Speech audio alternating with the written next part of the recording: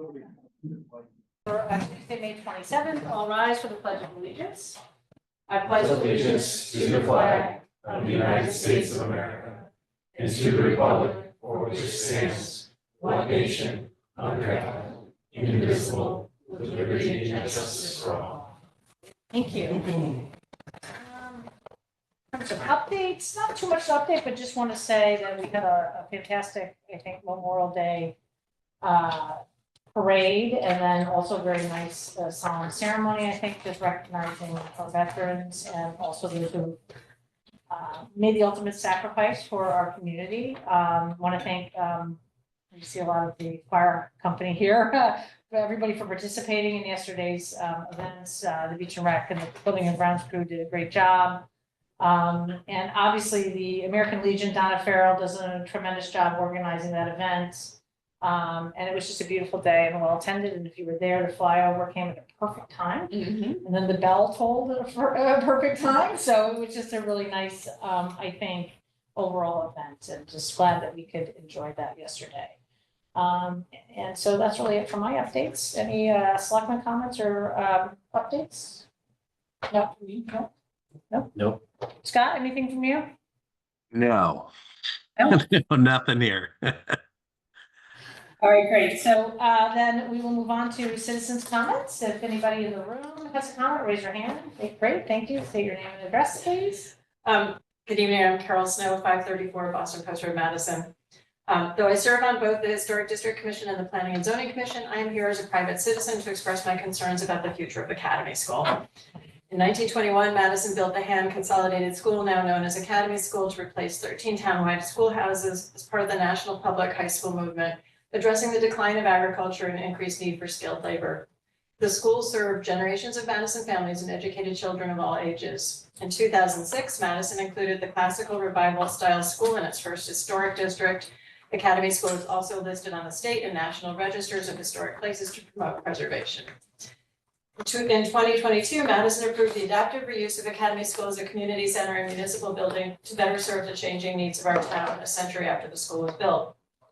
In 2023, Madison adopted its strategic plan, setting major goals to preserve and protect our built environment through preservation of town historic structures and neighborhoods, and to foster a thriving tourism industry by leveraging town historical assets. In 2024, Madison adopted its updated plan of conservation and development, which includes policies and goals to preserve and promote historic and cultural landmarks, both public and private. In November 2024, the Madison Historic District Commission unanimously approved the proposed adaptive reuse of Academy School. And in January 2025, the Madison Planning and Zoning Commission unanimously approved a special exception, downtown village district alteration, and site plan modification for the Academy School project. Regarding the potential for demolition, Madison zoning regulations for downtown district section 6.2.4 state, quote, in reviewing a site plan or special exception permit for the demolition of a structure, the Planning and Zoning Commission shall consider the architectural quality and value of the structure and its contribution to the character of the downtown district and surrounding buildings. Where the commission determines that the structure possesses architectural or historic character, it may deny a site plan or special exception permit approval for demolition, unless it finds that the building proposed to replace the structure proposed for demolition will enhance the architectural and historic character of the neighborhood and will be consistent with this section and any applicable design standards, end quote. Thank you for your time and consideration. It's for you. Okay, I'll great, send a thank PDF you. too. Okay, Thank you. thank you for your comment. Any other hands raised? Anybody online, Jeannie? No? Okay, great, thank you. We'll move on to item number 6, the consent agenda. Can I get a motion to approve the consent agenda as presented? So moved. Second. Okay, any further comments, questions from board members? All in favor, say aye. Aye. Okay, item number 7 is approve a proclamation recognizing Roberts Food Center for over 40 years of service to the Madison community. So moved. Second. Okay, all right, and so obviously, I think it was kind of a shock to many in town that you know, Roberts ended up choosing to close their store. And I know I just want to assure that we've spoken with the property owner as well as the business owner. And I think this was just kind of irreconcilable differences ultimately. They couldn't come to an agreement on how to proceed and move forward. And it's a business, and so they had to make some decisions about that, both sides of what was going to be in their best interest. So with that, I've heard from the property owner that they certainly understand the importance of having a grocery store in the community. And, you know, we are going to be meeting with her and looking at options and making sure that we try to get that space filled as quickly as possible and make sure that it's a thriving part of our community. So we'll continue to do that. But Scott Murphy had mentioned, you know, this is a big deal, obviously, 40 years serving the community, and we wanted to acknowledge that in some way. And so we prepared kind of a proclamation to provide to the owners of Roberts Food Center, and I thought Jen could read that. That's okay. Go ahead, Jen. All right. So proclamation honoring Roberts Food Center, whereas Roberts Food Center, a cherished family-owned independent grocery store located at 514 Old Toll Road in North Madison, Connecticut, has been a cornerstone of the local community for over 4 decades. And whereas founded in 1983 by Bob Fusco and later managed with his son Zach Fusco since 2015, the store has exemplified the values of personalized service, quality products, and friendly community engagement. And whereas the Fusco family, through their dedication and hard work, have created a welcoming environment for employees and customers alike, fostering lasting relationships and a sense of belonging. And whereas Roberts Food Center has been a significant employer with many long-serving employees, as well as providing opportunities for local teens and contributing to the economic vitality of Madison and surrounding communities. And whereas the store's motto, "Good things come in smaller packages," reflects its commitment to offering high-quality, thoughtfully curated products in a friendly neighborhood setting. And whereas after much thought, the difficult decision has been made to close the store, marking the end of an era for the North Madison Shopping Center and the broader community. And whereas the legacy of Roberts Food Center will endure in the memories of its loyal customers, the impact it had on its employees, and the example it set for small businesses everywhere.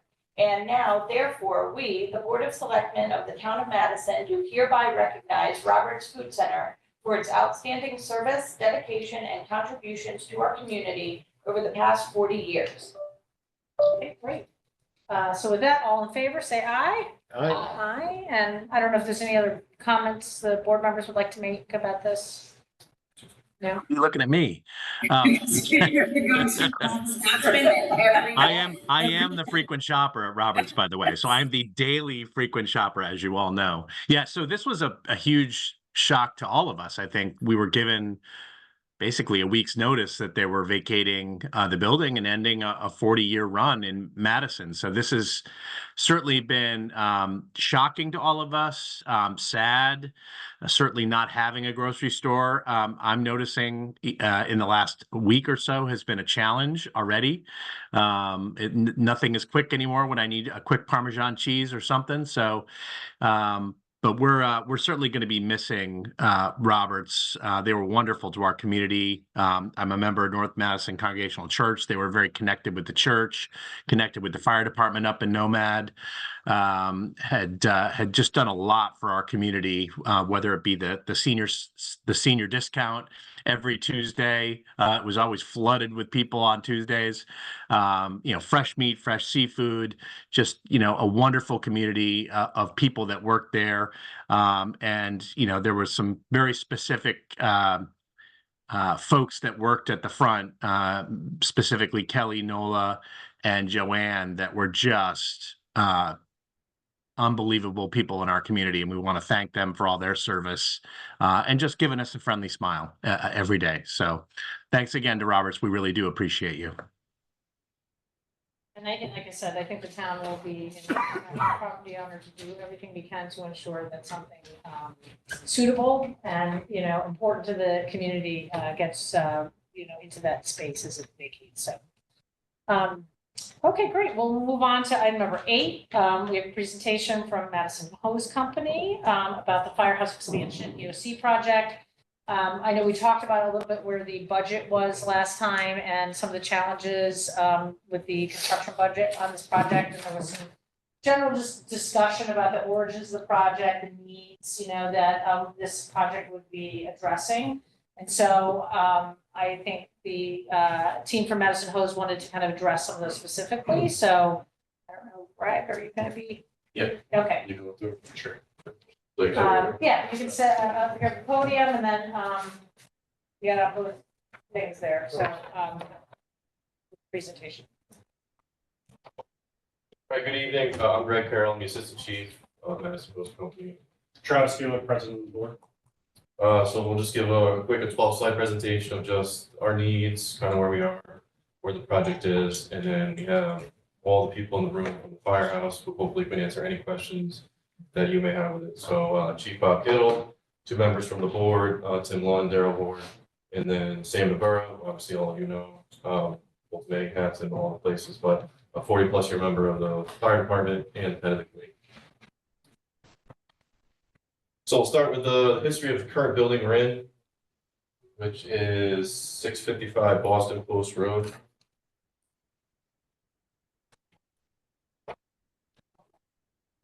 You're good, okay, no. It was built in 1923, so it's 102 years old currently. We acquired the building in 1955. So we've been in the same square footage for the past 70 years, with the exception of, if you look at the firehouse, looking at it, to the far left, it was a carport at first. We closed the front portion in to add space for other apparatus. So that's really the only major addition that's gone on to the building since 1955. We started outgrowing it in the early 1990s, and it basically started with the purchase of our first large tanker, which was in 1992, which was our first dual axle rear tanker, 3,000 gallons. So that's when the size of the truck started getting much larger. So at that time, we purchased 677 Boston Post Road, which is, in that building, it's the old ice house. It's a completely different now. And the bottom right picture is actually what it is. So those 2 buildings were purchased. At that time, it was $125,000 the post company purchased those for. And the purpose of that purchase was for future expansion and needs as the town grew and the fire department grew. We formed a committee in 2011, and that was to investigate the expansion. And just a quick side note, looking at the bottom picture there and the top, actually, the building was a car dealership beforehand, so they had Model Ts inside and kind of did service and sales. You can see on the left, their carport wasn't even closed in at that point. So, and then with the original firehouse was where the barber shop is currently, which is just to the west. All right, so need for expansion, basically size is one of the driving factors. The size of the apparatus are much larger than 1955. So a dramatic example of it on the bottom right in the picture, that is our 2006 Pierce engine, and to the right of it is a 1929 Childs. So the Childs was actually stationed in that apparatus, in that firehouse. It was used there in the 50s. And to the left is what we are currently using and limits the size of where we are. So just showing the difference of what that building was, the size was built for and where we're currently at. And then on top of that, just talking about the expansion of the firehouse, when we've got our new ladder truck, how many years ago was that? 5 or so like that. We actually had to cut the metal beam in our firehouse. We had to hire a structural engineer, and we had to cut the beam to actually get the ladder truck into our building. So we already had to make modifications that the host company did to actually fit that apparatus in.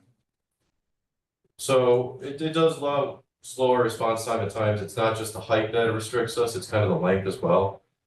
We can only put so many trucks front to back to fit everything in there. Obviously, the trucks need to be inside, they need to be secure, they need to be kept out of the weather to keep them lasting as long as we can. So an example, Memorial Day, we went to Hammonette State Park for a person that fell off of Pebble Beach, which is the far left point when you go to Max Point. We need to get our UTV out. In order to do that, we have to move 2 larger trucks to do it. So it is a little bit of a lag in our response to get the equipment out there. Equipment and storage. So when the fire department was operating in 1955, it was house fires and brush fires. It was very simple what the department took care of. Since then, we've incorporated EMS. There's a lot more hazmat. Obviously, everyone talks on the news now about lithium-ion batteries, electric vehicles, everything of that nature. And we've also incorporated the Marine Division. So we run 2 boats, larger boat at West Wharf, and we have a Zodiac at the firehouse as well. So just with all that equipment that we respond to, train for, and have to maintain, what they stored in 1955 is a lot different than what we're storing now. Same part is our gear too. A lot of members have 2 sets of gear. One is the firehouse, one is with them.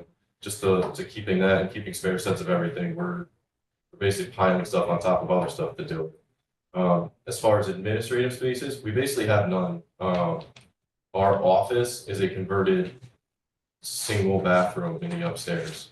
So there's no real office space if we ever need to, have a private meeting. It's in an open meeting room we do. There's no private space to have a meeting with anyone. There's no office with a computer. It's just all one big open room, or for the most part, it's easier for us just because of the lack of space. We kind of do it at our own houses, which might not be the best scenario for everything, but that's what we make work right now, just since there is no space for it. If you look at the numbers on the right, it just shows kind of what our current square footage is compared to other places. The top one is obviously a little skewed. Those are career departments, so those have more space for living quarters, which we would not have obviously in the firehouse. But if you go down to Clinton, Old Saybrook, Essex, Deep River, we are looking to total 11,000 square feet. The lowest one there with their firehouses is 12,000 square feet.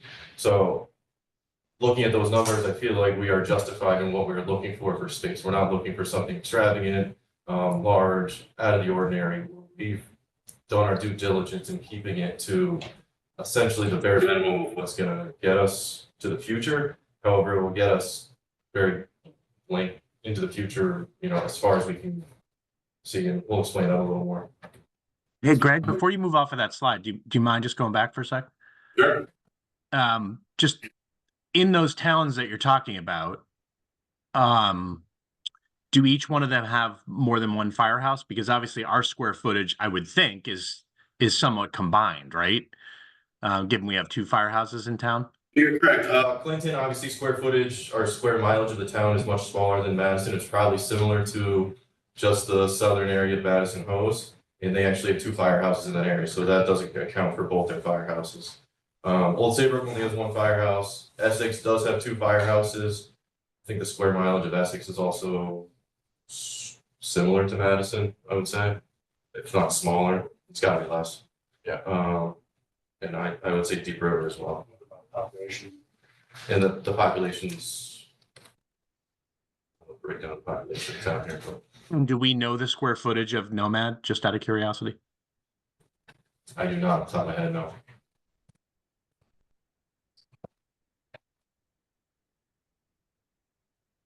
That was it. Thanks. So just a quick slide here for facilities. Obviously, if anything that comes across, the firefighters are at heightened risk of occupational cancer. There's different ways we can do to reduce that, and by doing the addition would give us the ability to do that right now. So we would put exhaust systems in the firehouse. We'd have the ability to put gear in a certain area that is not intermingled with everything else, because not just the gear, what's on the gear is known to cause cancer. Basically, our showering system right now, we have one shower that is downstairs and it is off the apparatus floor, basically in the public area. I found this on the web from Sarah's shower downstairs.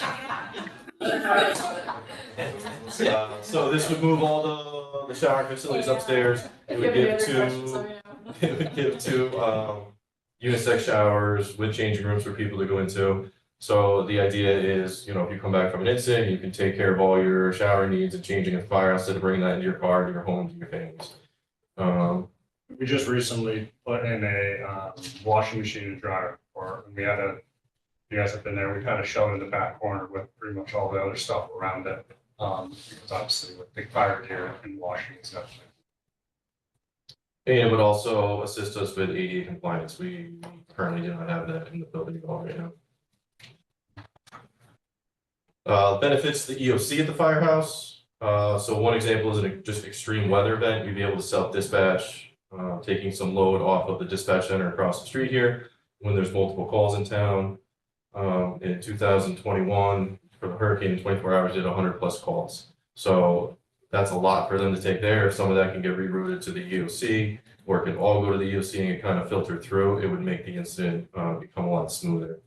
We can make that a command location for major events. So some major events, obviously, weather events is kind of the easy one to talk about. People understand, and I feel like it's more to go with. But there are dignitaries that come into town, high-profile people where the EOC may be activated. even just for graduations, parades. So there's different levels of the EOC. It can be monitoring, it can be partial activation, or it can be a full activation. So it doesn't need to be a full activation for the facility to be used or the equipment inside to be used. So there's many different times for it, and triggers that would make that happen. It would be centrally located in the southern end of the town. So yes, it is in the southern part of town. It's not in the true center of the town, which would probably be North Madison's firehouse. But the building here is the, you know, the driving force of giving the EOC space. So having it in a firehouse is a benefit because a majority of the firefighters would then be able to be trained in how to operate the EOC, open up the EOC, work in the EOC. And then most of those events, the fire department's involved in. So there would be firefighters who would be there who can assist in using it too. Making the EOC space a multi-use space. So the first use for it is the EOC, obviously. We want it set up, we want it to be ready to use. But as a second use, obviously you want to get more bang for your buck out of every, you know, room you have. It would be a training space for the fire company or any agency that needed to use it. So if it needed to be something inside, needed to be pushed aside for a night for training or whatever we're doing, you know, that would be the case. And that's kind of the standard across what the towns around us are using. As far as Guilford, Branford, the only dedicated EOC in the area right now that I know of is New Haven. And obviously, they're a large city. It's a kind of a little different of a situation than we are in here. Next couple slides are renderings of the building. So these went through zoning, P&Z, and ACA. You have the front, the rear, and then floor plan. So first floor, second floor. The first floor, obviously, it's apparatus space. That's what was gained on the first floor here. It's 2 apparatus bays. It's essentially 2 vehicles deep with a large single door in the rear. This is the staircase that would go to the EOC. From the first floor, this is kind of how the staircases goes up to interchange the buildings, and then you have the elevator that accesses the second floor of both buildings there. Second floor is where everything kind of adds in. Obviously in the rear, this would be the EOC space. It's a large area. We grab the square footage off of the Madison room, which is currently using the EOC. It's a bit larger actually. So from there, you file down this way, you have a conference room, a shared workspace, and then 2 private offices. So a nice thing about the shared office space, it would work for our company officers to have an area to meet and do things if the other 2 offices were used or, you know, not available. But as a volunteer fire department, our goal is to have members at the firehouse as much as possible or available to respond to calls. So a shared workspace, if someone in town owns their own business or works remotely 1 or 2 days a week, they would have the availability to come down here, do their work in the firehouse, and respond to calls during the day. Huge benefit to the town, huge benefit to the fire department. Going to the green shaded areas, you have the bathroom area, showers, mechanical rooms, the stairwell, the elevator, and then where the 2 buildings connect in the middle there. There's very little work done in the existing part of the firehouse. There's a little build over here just to interconnect the 2 buildings. We pushed 1 wall out just to make the transition work and to make some compliance things with stairwells. That's pretty much the second floor. So the status of the design, currently we have 100% design documents complete and we are 50% at construction documents. We've gone through P&Z, Wetlands, ACA, and we're finishing the remaining construction documents. The shovel-ready project, that's how we originally got the grant to move forward. We have the MOU that was done with the town several years ago for this project, and we chose a design. You know, our goal is to make a building that's going to last for 50 years for the town. Travis and I are the 2 youngest guys from the firehouse here. So the goal was that none of us in here would have to do this again for the town, right? None of us want to come back here and do this project again. So this would get done. Everybody in the firehouse no one who's currently a member would have to come through looking for expansion in the future. So the budget, right? This is the touchy subject part. The total project cost for the entire project right now is $5,394,000. The GMP is due from contractors on 6/17. Just some other things that kind of drove it, right? So the grant that was awarded by the federal government was for $2,471,000. That was for the EOC being in. So the the firehouse was in CIP for an addition. The part was always how are we going to get some money to kind of push the project along or give it a kickstart. Working with Sam through the EOC side of it, we secured and applied for and secured a grant for an EOC. So the EOC was noted in the facility study as needing its own independent space as opposed to being in the Hammonasset room. So that grant tied into, for the EOC, tied into the existing firehouse project, kind of gave us the driving force to move forward, gave us a little teeth on it to move forward. So we're in that grant right now. Some funds have been used for design, obviously, and the remainder of it must be used by March 26th. So there's time in that. The minimum town match for the grant is 25%, which is $802,900. So with this, and then this was talked about before, the Madison Hose Company is looking to contribute $200,000 to the project. And we also consider in this the use of the pre-purchase property. So the value of that today is around $300,000. So however that wants to be interpreted, the hose company as a cash value would like to donate $200,000 to the project. And that's through our fundraising that we've done over the past several years towards expansion. So the remaining funding to secure is $2.1 million. So, and then the town, a special appropriation would be needed of 2.6 essentially for the project. Expected reoccurring annual costs. So the only thing that would go up on this is our utilities essentially. And we pay roughly between $10,000 and $12,000 on utilities every year. Did a rough number of 10,000. I think it's a realistic number. It's maybe on the high side since it's not all going to be used. There should be more energy efficient things in the new building. So that's it. There's no salaries that go into this. There's nothing else. Everything else would be absorbed by the host company. And we essentially would with any future maintenance that goes on in the building too. Some cost comparisons of current other firehouses getting done in the area, minus the Bristol firehouse and the Avon Station 3. So they're all north of 6, and then you're getting some very large numbers of 15 to $20+ million. So the idea of building a completely new firehouse, I think, it's unnecessary for the town. We have a building that's completely usable in a great area of town that works for us for responding to emergencies throughout the town.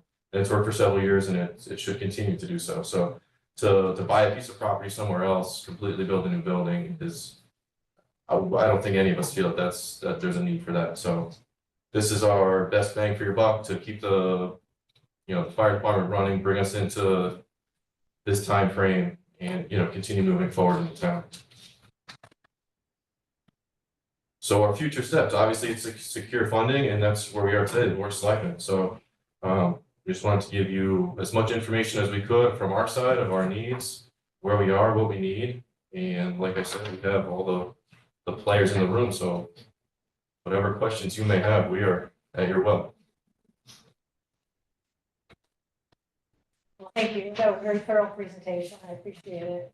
It's interesting to see the cost comparisons. I mean, so are those all new builds or renovations, or I'm just curious? So they are new. Most.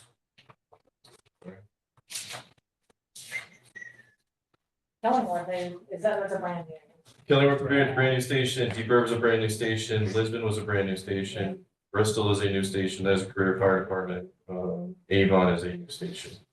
So and out of those, I mean, you're in a different situation. You're downtown, you're tight spaces, I know some of the design elements required, because you have to be concerned about the new roof line and all that sort of stuff. So any of those projects have similar, I don't think so. Yeah. No, they're more in open space. So yeah, obviously merging the two buildings together was kind of a driving force. That was a lot of the question marks in the price the whole time. How would the buildings be combined together? What were our footings going to be? And so since we've ironed that all out, that's what we got to today. Thank you. Very thorough presentation, thank you. I'm stumbling over one number I hope you can help me with. Sure. difference between the remaining funding to secure and the total to town for special appropriation. What's the distinction between those two numbers? The 2.1 to 2.6? Yeah. That's everything included with the 800,000 that the town already agreed to spend, even though it's not appropriated. The plan was to appropriate in 800,000, that we That can was go through the a process yet. 25% match. So you take the total minus the 800 that's been discussed over many months. Thank you. And then it's obviously minus the 200,000 at the post company. So if we were to proceed with this, then our match would be roughly 50% of the Correct. project. So we're still only paying for 50% of the project versus 100% of the project Mhm. because we have federal grant. So what, I mean, other than receiving this presentation, what kind of ground were we hoping to cover No, tonight? I think it's just to get questions. We'll talk a little bit later. This will be another meeting about how we want to proceed because they're obviously eager to, they need a go or no go decision from the board. And our path is to special appropriation. We'll talk a little later about what those sources could be from, but I think right now it was just to allow them to walk through the project in a little bit more detail about their needs. Highlight the fact that this has been a long-standing need for a long time, and I think the EOC piece was a way to bring it together and get access to outside funding. I think one of the things we talked a little bit about, and I don't know, I know Ben's not here, but the EOC cost of this doesn't. Ben is not. Oh, is he online? I'm just saying the cost of the actual EOC part of this is not driving the project budget, right? It's the Correct, overall addition, second floor. yes. The EOC is the training space up on the second floor, and then Yes. there's obviously some more equipment needs and things like that, but it's the construction of the addition, right? Correct, the construction of the addition, the two-story addition gives us the ability to put an EOC in the space and with all the other space that's on it. So I just wanted to, because I know there've been a lot of like, well, why do we need EOC? We don't need a permit. That is a benefit of the project that helped us get some funding, but that is not the driver of the cost of the project. That's what I want to highlight. So I think we'll need to talk, Yeah.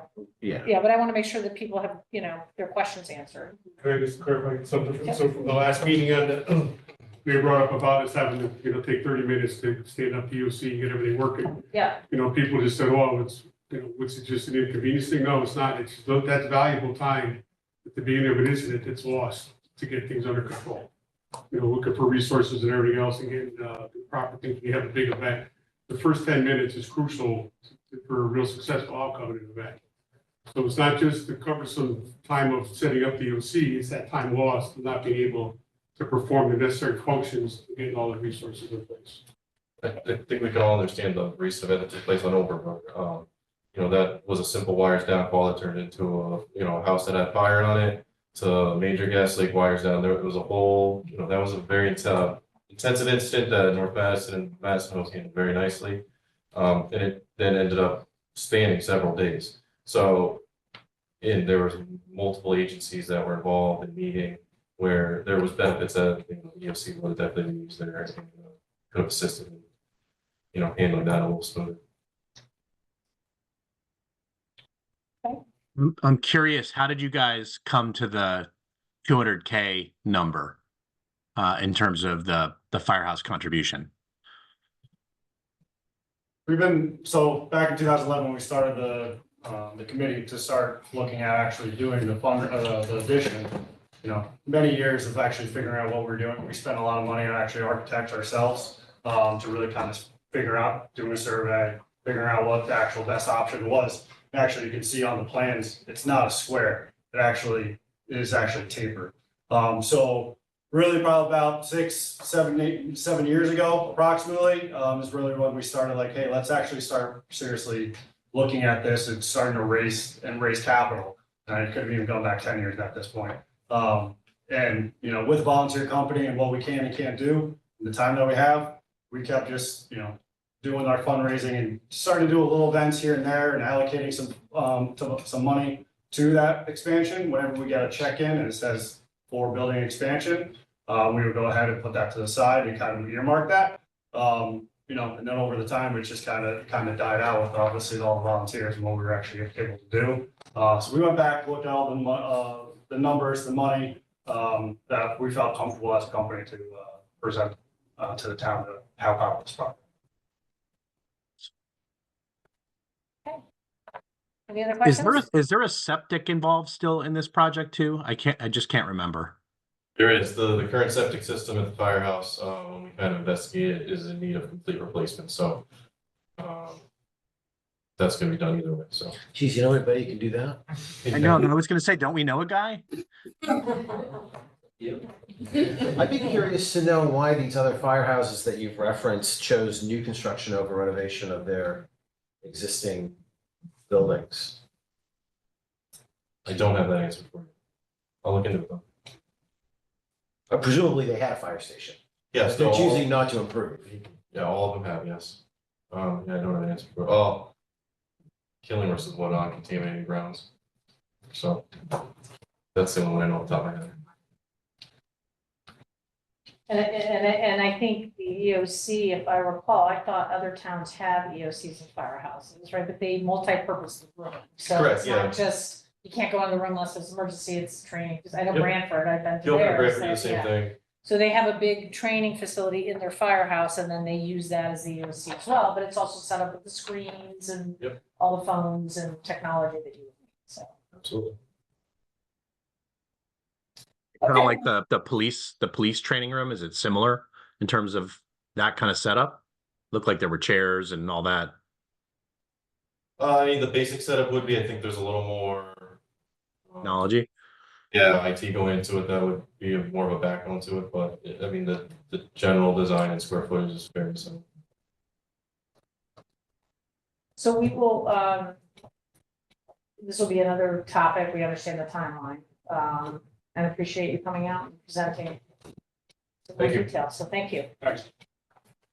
Okay. All right, next item on the agenda is a presentation by Culture Change regarding the opioid settlement initiative, and so this was a consultant that Madison Youth and Family Services had recommended be hired to start determining what we're going to use the funds that the town has been receiving for the opioid settlement. So if people don't understand what that is, the state of Connecticut joined a class action lawsuit against drug companies who prescribed opioids. And there was abuse of that process and there was a big settlement agreement. So every town in the state of Connecticut was awarded funds based on some sort of formula. I don't know if it's just population based, but there was a formula put together. That is now gone over $200,000 from what I understand, these distributions that we've received. And so we'd asked this Catherine Barton to do a presentation. So you guys got the report. So if you want to do your presentation, then we'll talk about kind of next steps. That's good. I covered it. Well, it's good to be back, everybody. So aside from my new day job, I also started a consulting company with Crystal. Val Philbrick was the speaker, who's also a former town of Madison. So you guys are just cranking out people left and right. But Scott and Justin had contacted us to talk about helping to create a plan with the opioid settlement money, because it's a lot of money. And unlike a lot of other communities that have received the money and have just started throwing money at different things, there was the consensus they wanted a really well thought out plan to maximize the use of the money and make sure that it created long lasting changes. So Madison's already kind of ahead of the game in terms of what we've seen in other communities, which is really nice, but also no surprise.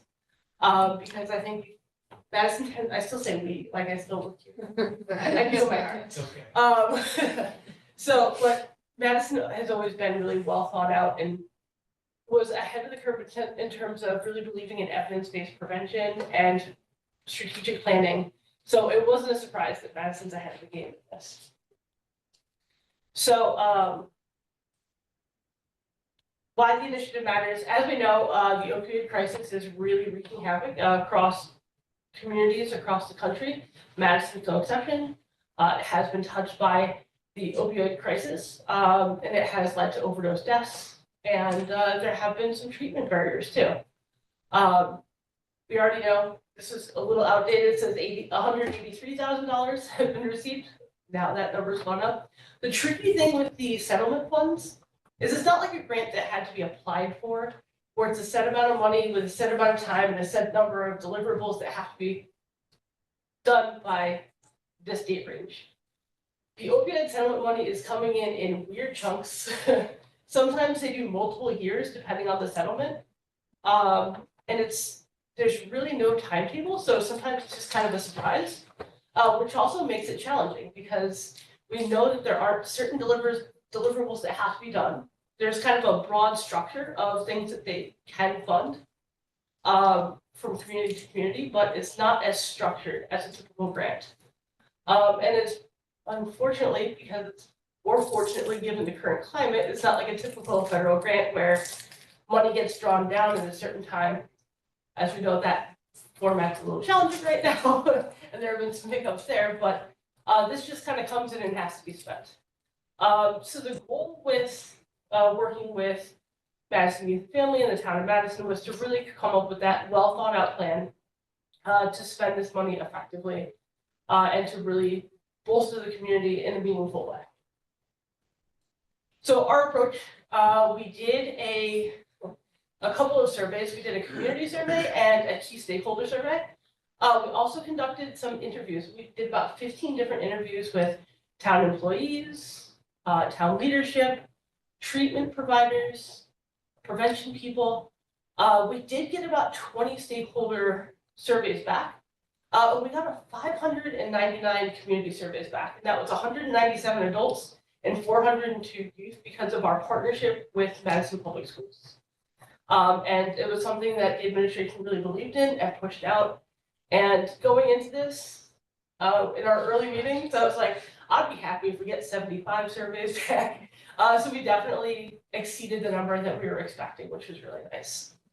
We also had the luxury of pulling from former student survey data on some not only use rates, but also perceptions around opioids.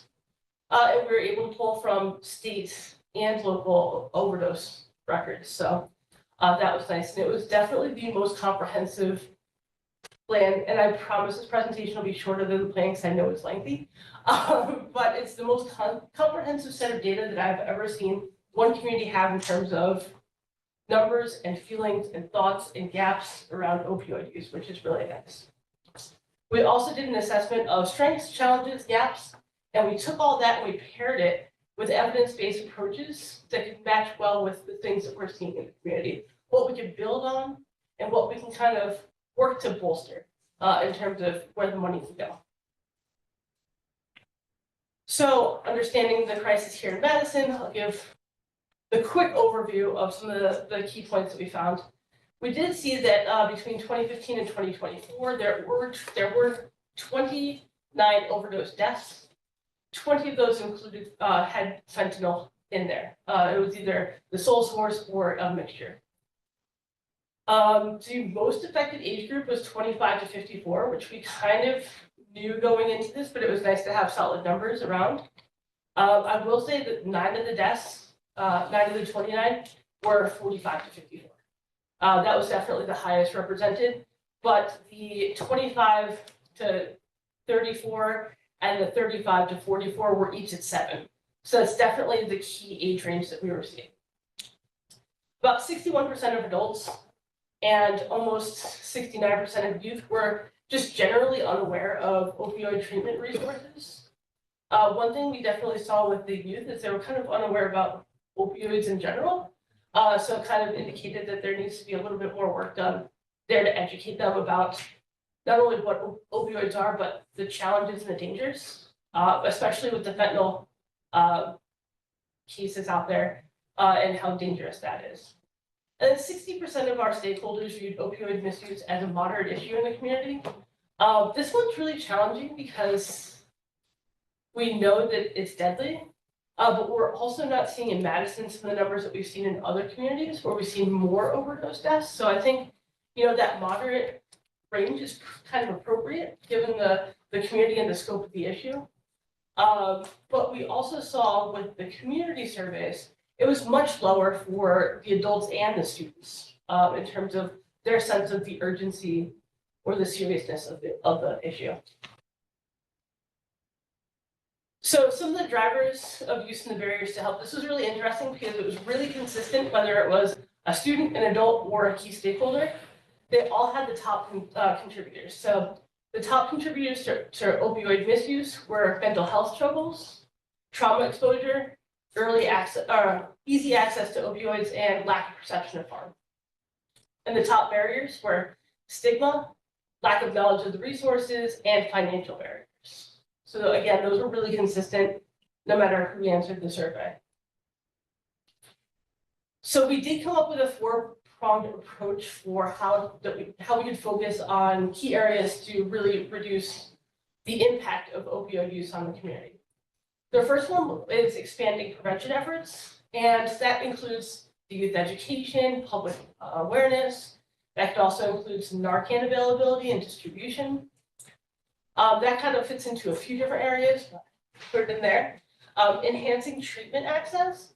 So the big things with this were, one, connecting to the treatment community. So I think a lot of times treatment and prevention tend to get siloed. They don't talk as much as they should.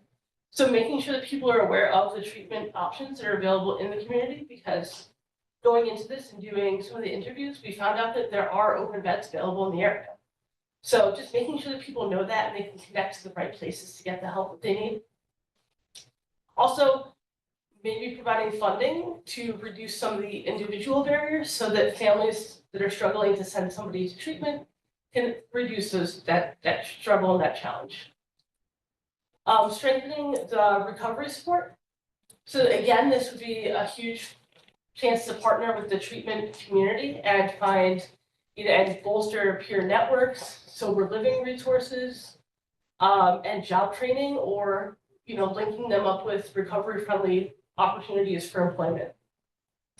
And then the fourth one is improving community resilience. So that's the mental health support, harm reductions, increasing trainings for first responders, town employees, communities, community members, so they can get Narcan training. They can figure out, how to work well within the community together and to share resources, and just more opportunities for collaboration as well. So we also decided that, we kind of have to figure out what implementation looks like. So we created two potential strategies. The first one would be establishing some sort of an opioid task force. It could live under MAID or MYFS, could live under the town, but it would kind of have a task force that oversaw the funding allocation and coordinating the implementation. So somebody kind of has ownership over it and makes sure that everything's kind of working together and well established.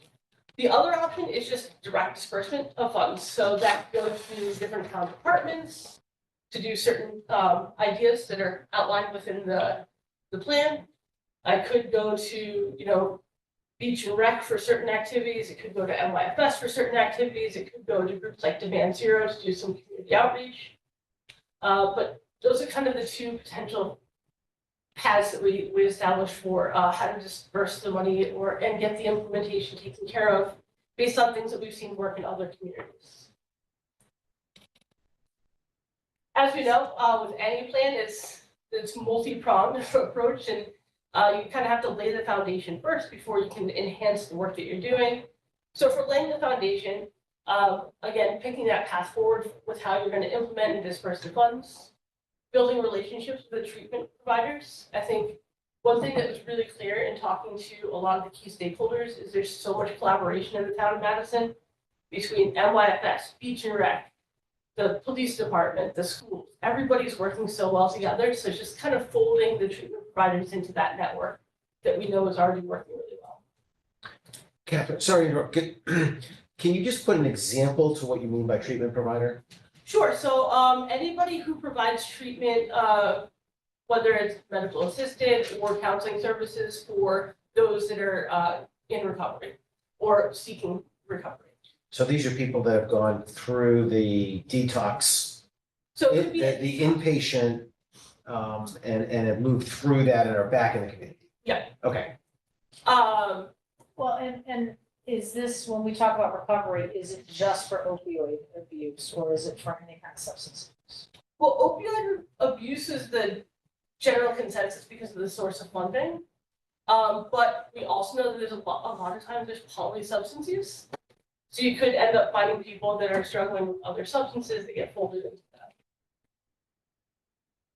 So, but your universe of treatment providers could be everything from BH care to a one-person therapy Yep. shop kind of thing, scanning that. Yeah. Okay, And just, that's part of the struggle is getting a handle of who all the people are in the community that serve the community, finding out who's at the table and bringing them together. So they're a part of the work, because they're also hearing things and experiencing things that prevention people might not hear, or, you know, the schools might not be aware of. And they definitely see different numbers and different aspects of the community that maybe sometimes go undetected. So one of the things under the survey that was really interesting is we asked about regionalization and pooling resources, because we know so many other communities, almost every community in the state is getting opioid settlement money. There was no consensus on that. Some people, it was really split between, I have no idea what we should do. We should just focus on Madison and we should work with others. So that's kind of an even playing field. So it's really up to you guys to decide what you think is best. So we did have a suggestion of at least talking to the other communities to see what their plans were. To see if, again, you can maximize your resources by sharing some consistent things, because again, people go outside the borders for treatment facilities, or you know, if they're seeing messaging in Madison and in Clinton when they cross the border to go to Big Y or anywhere else, at least they're seeing consistent messaging. And then if I know one thing that had come up is creating a program for financial assistance for treatment access. So if that was a path forward, it would be laying the foundation, creating what that program looks like in order to you know, bring it up and to really expand that as you move forward. We are, I have an agenda at the top of it at our council of governments, just to see what other town CEOs are doing with this and, you know, how they're handling this with the funding. Because it's a substantial amount of money. I think it started small. It was like drip, drip, drip, and then starts adding up, and you're like, you get another alert, oh, there's another $12,000 coming in, and it was like, whoa. This now is more meaningful, that you can, Absolutely. you know, do something, I think, that really makes a difference. And I think we should point out too, we've been aware that this money is, that we've had this money, and we've been talking amongst department heads and with other community providers, and there's been no demand or outreach to us for a specific project. I think part of what we really wanted to accomplish, which I think we did with a lot of the surveying, was looking for you know, if there was a specific program or need or something that really called to us as something we wanted to invest in. And I think what we found was there's a lot of different people doing different work. No one clear thing that said, well, you know, if we spent $50,000 of that, we would get this sort of outcome as it related to opioid use. And so part of what we are all, and you all need to determine is, like, we have this funding, and we need some kind of structure within the town to decide what projects or what things we're going to fund. We definitely have learned we need to do more prevention education. To listen to young people say, I don't know what an opioid is really concerning. And the biggest risk right now is around counterfeit pills.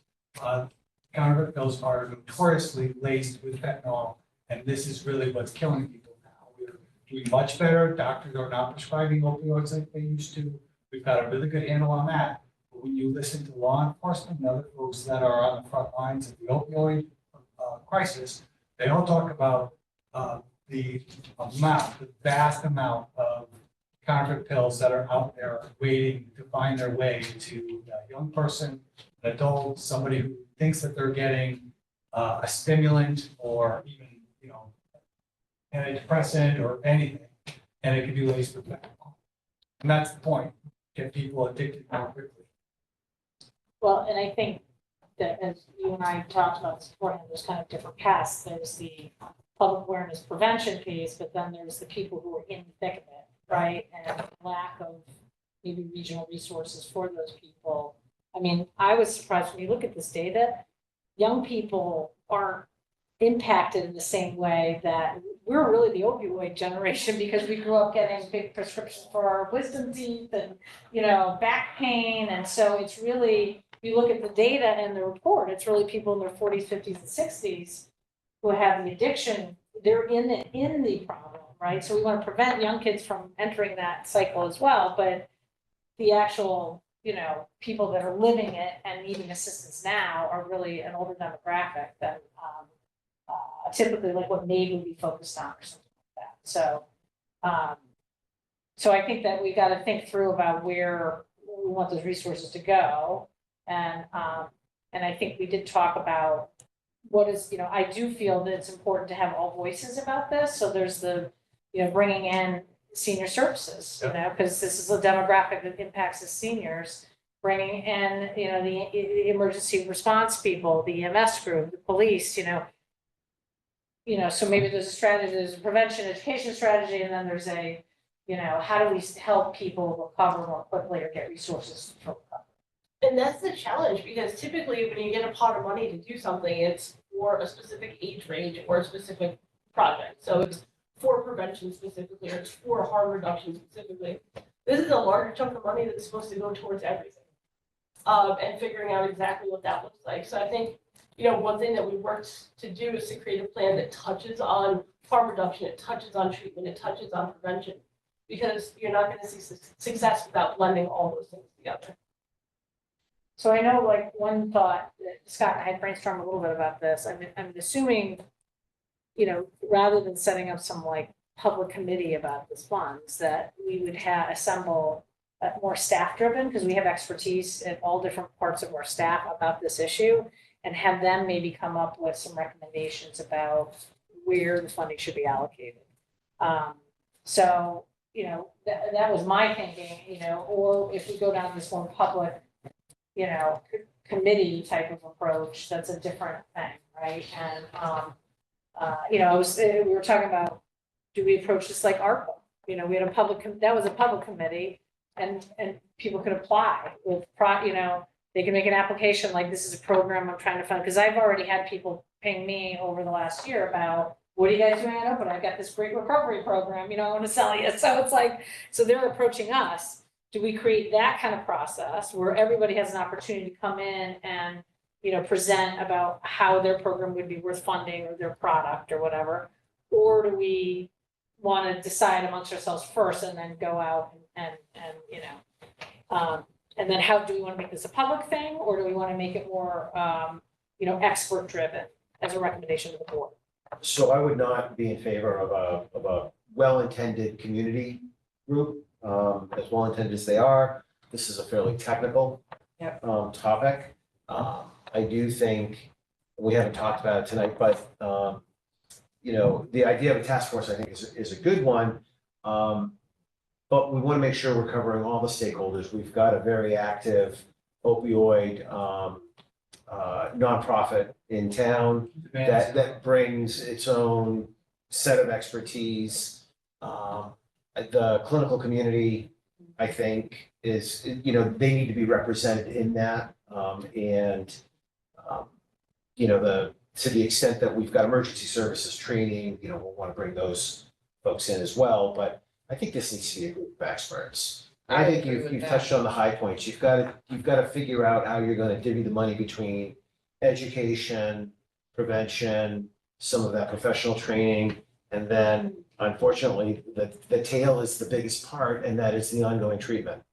Because for many people, this is a lifelong process. So I wouldn't be surprised to see an allocation where most of the money is that way. And we could take our cue off of Clinton, right? Clinton made money available for ongoing treatment. It doesn't have to be exactly that, but it could be, something in that spirit that a community member could take almost as a voucher and spend it anywhere they thought they needed to spend it in that continuum of care, whether it was a in residence, inpatient, outpatient, or ongoing therapy. But it's going to take a room of experts to figure that out, not us. Well, we'll figure it out. You just won't like the answer. Well, if you want, we can tell you what you can think. How's that? But I really, I think, I like the idea of the task force, and I think in my conversations with Peggy, and actually I talked to Lisa Dean a bit about this the other day. She couldn't be here tonight because she had a retirement ceremony to attend.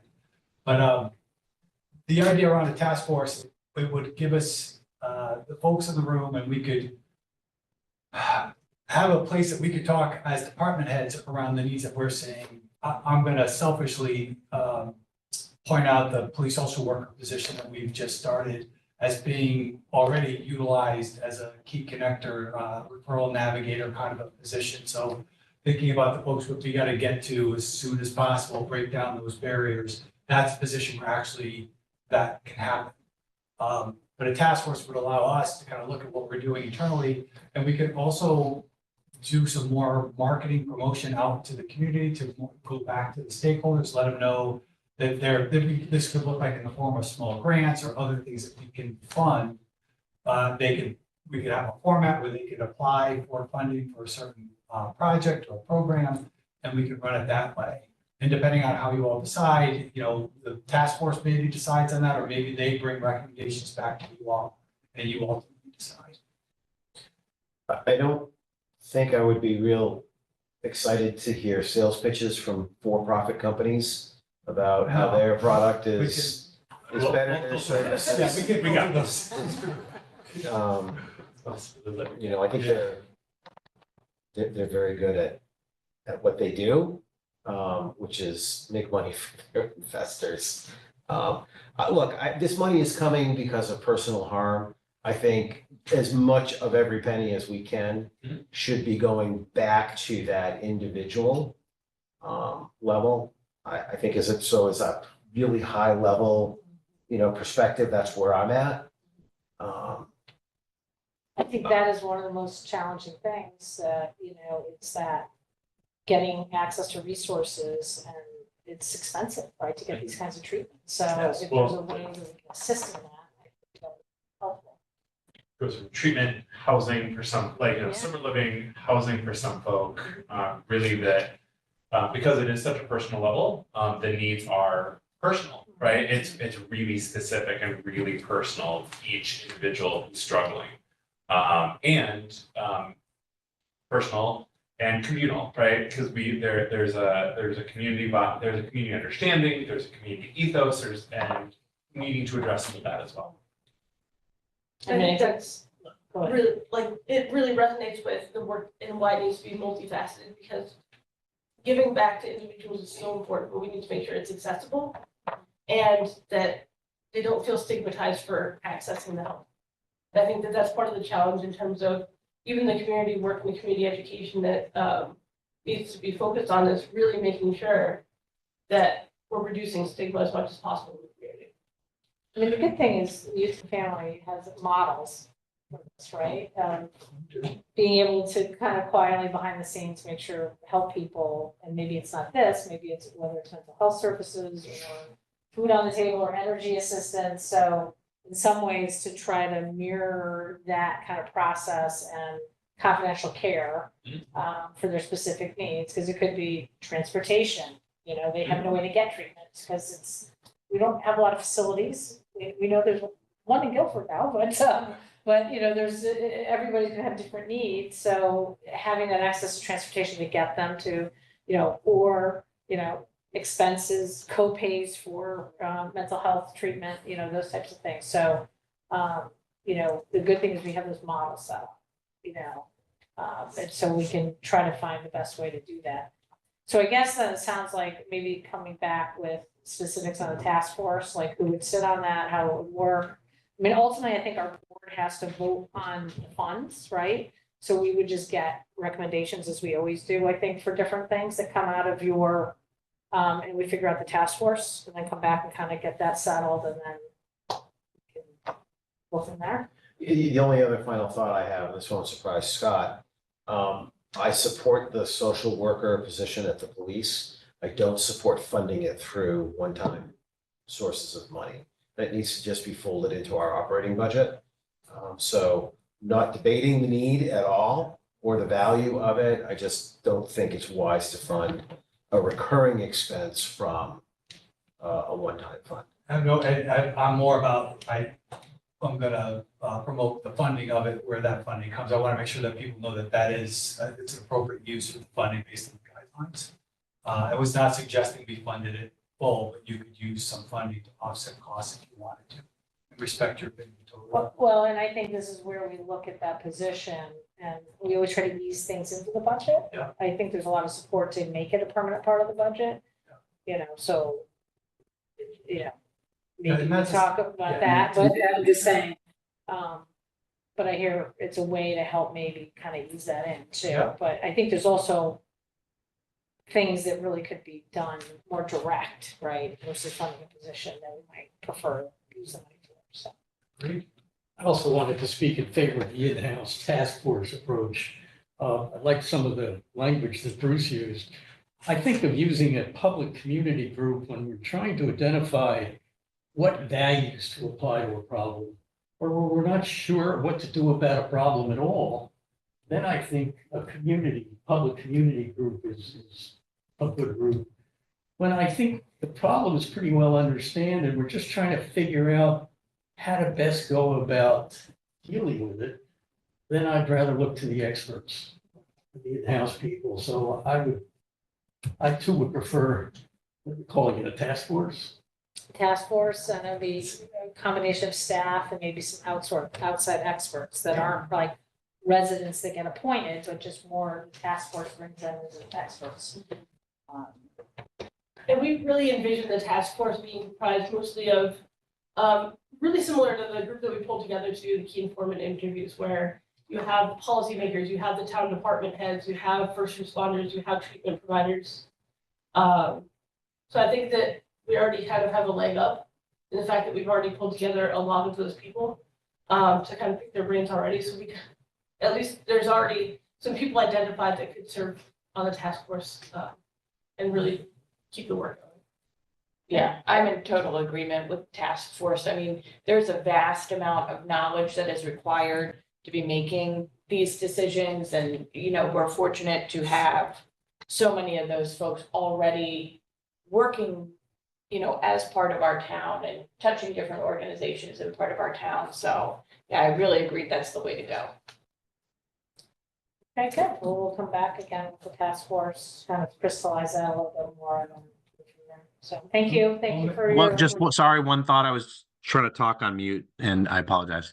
While I agree on task force, I think the only thing we have to maybe worry a little bit about, and we see this with our volunteers as well, is just time available to do this. So I think we just got to be smart with who we put on the task force and really do they have the time and commitment and the ability to roll up their sleeves and get involved.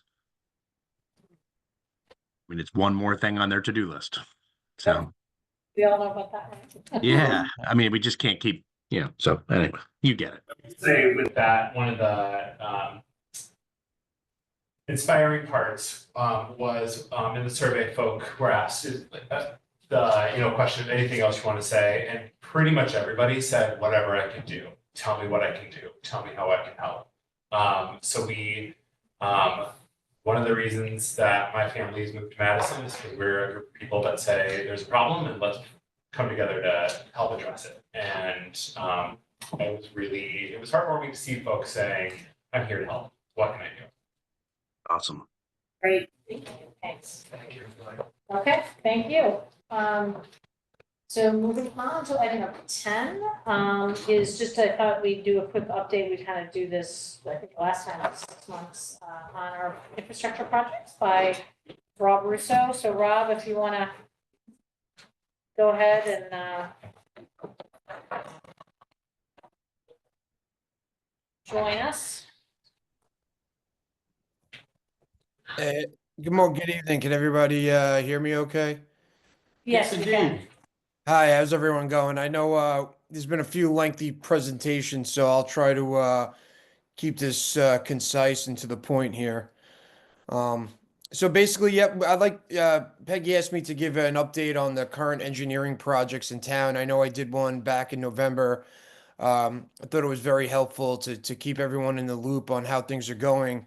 Right now, we have about 11 projects that I'm currently overseeing that have been either recently completed, in construction, or in design. This is kind of a template I used back in November, and I think for clarity purposes, I think it's convenient.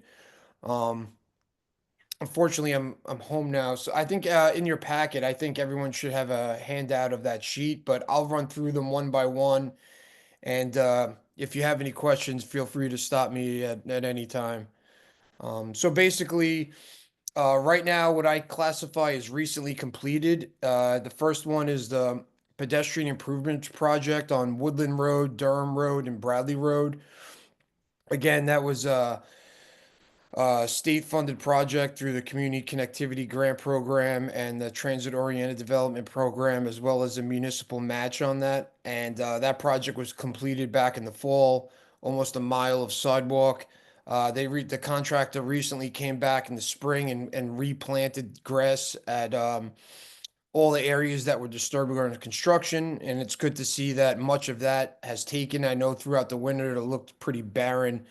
We received a couple calls about the grass not growing, and we just were in a drought in the fall, and when they seeded, it didn't take. But now it looks like it's growing in pretty nicely. So that project is 100% completed, and the money that we upfronted with that project as part of the TOD grant has been fully reimbursed. So we received our money back, and we can close the books on that one, making Madison more pedestrian friendly. The next project is I'm putting this under recently completed, although it's not 100%, as I'm sure everyone's aware of. There's been a lot of pictures and uh, you know uh, commentary out there. Is the Garvin Point improvements, and I see Austin there, and he's done a great job, and we've worked with our engineer closely on this. It looks great out there. There are a few minor punch list items that we're working through. I think we'll look into to have that flag raising ceremony, um, soon. I think like Austin with Peggy are working on like a revised date since the weather didn't cooperate last Friday.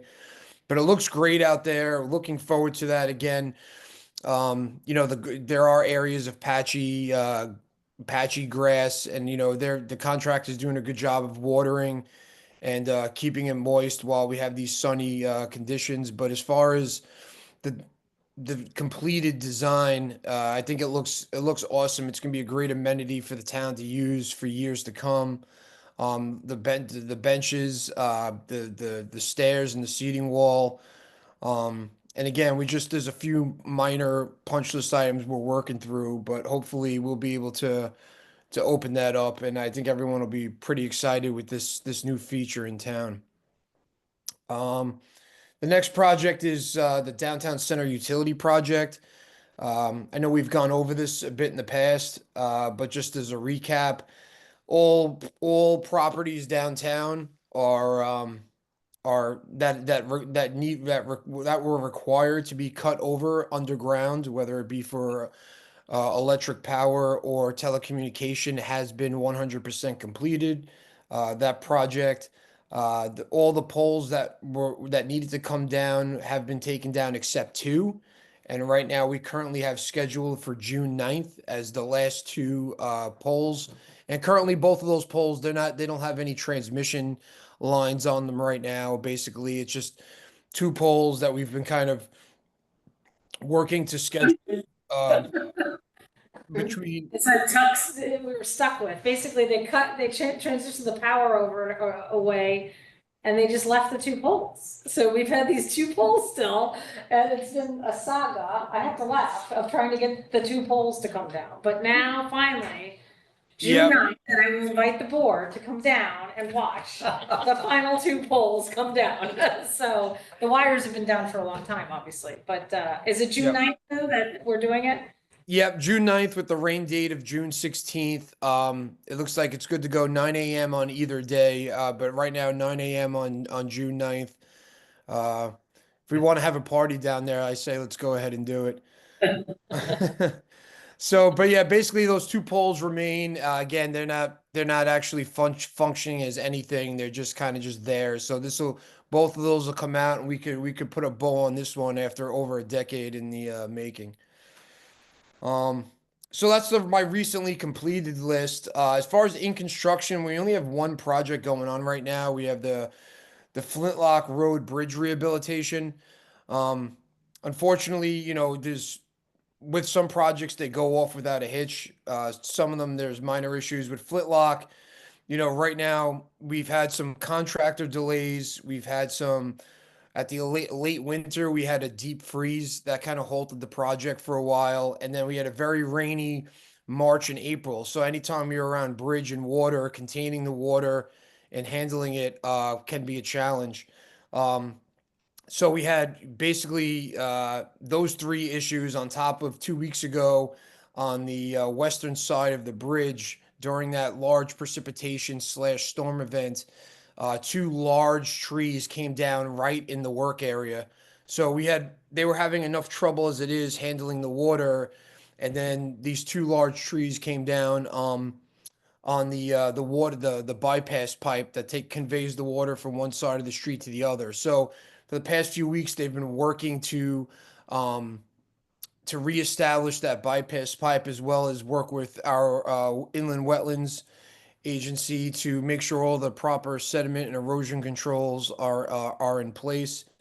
And with the hope now is within the next month that project will be wrapped up. But again, it probably should have been wrapped up by now. But again, there's been some extenuating circumstances, so hopefully we could get that one finished in the next couple weeks, and that'll be our third bridge that's been either rehabilitated or replaced in the past 3 years. So I think it's a nice achievement that the town's made a commitment to restoring and or replacing bridges that have been deemed in poor condition.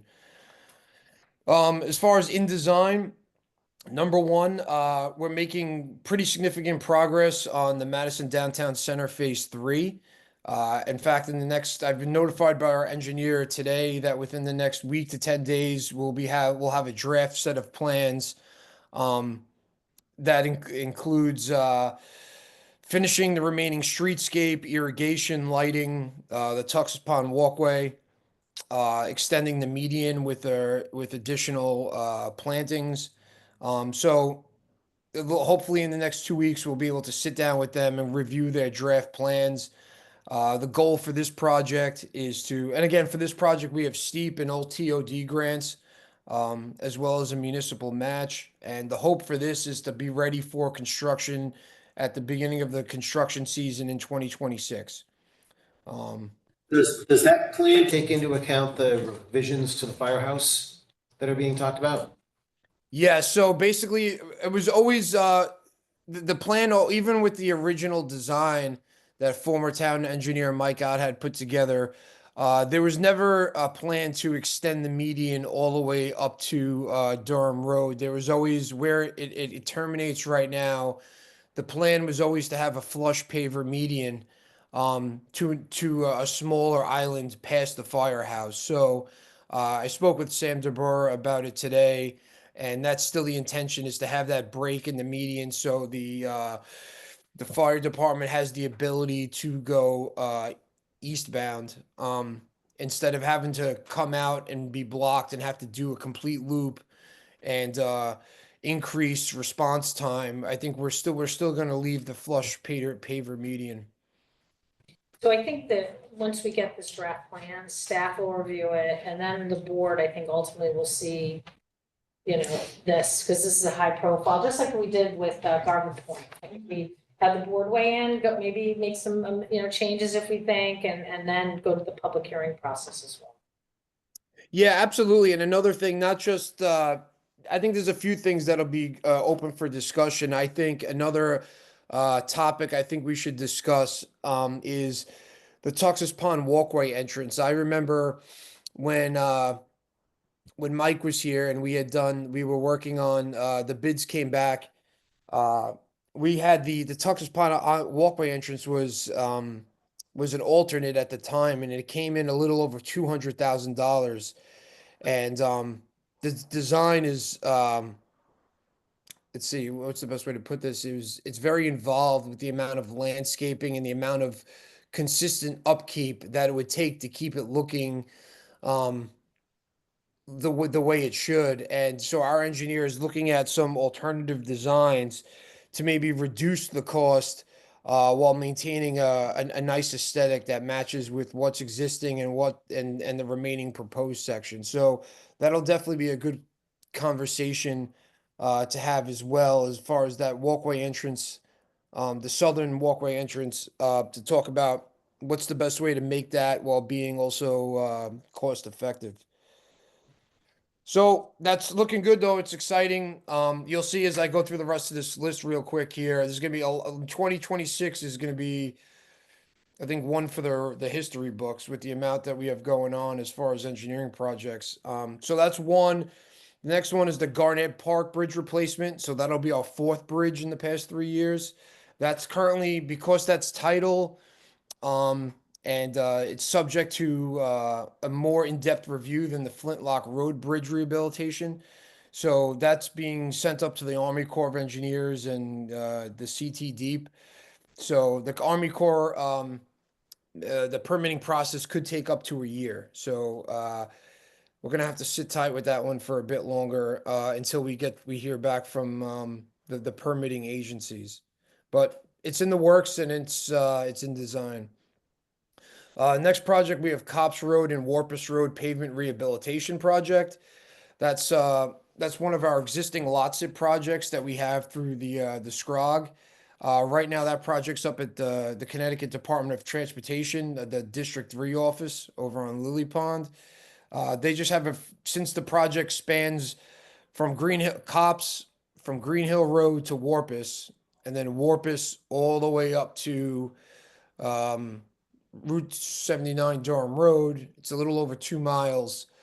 It's one of our last collector roads in town that we need to pave, or hasn't been paved in, I'd say, the last 10 years.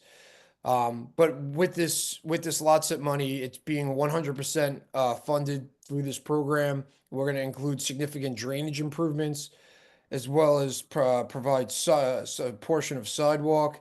And obviously the main purpose of the project is the dire need for pavement rehabilitation, which will encompass the entire corridor. So that'll be good to have this road finally paved. Can I ask you, there's been a lot of conversations and emails about potholes on Warpus. I know I reached out to John, I know he's out this week. Are we not doing as much upkeep to the road because this is all gonna get repaved, or is that kind of the thinking, we're gonna minimize what we do, limp along until we can get this project going?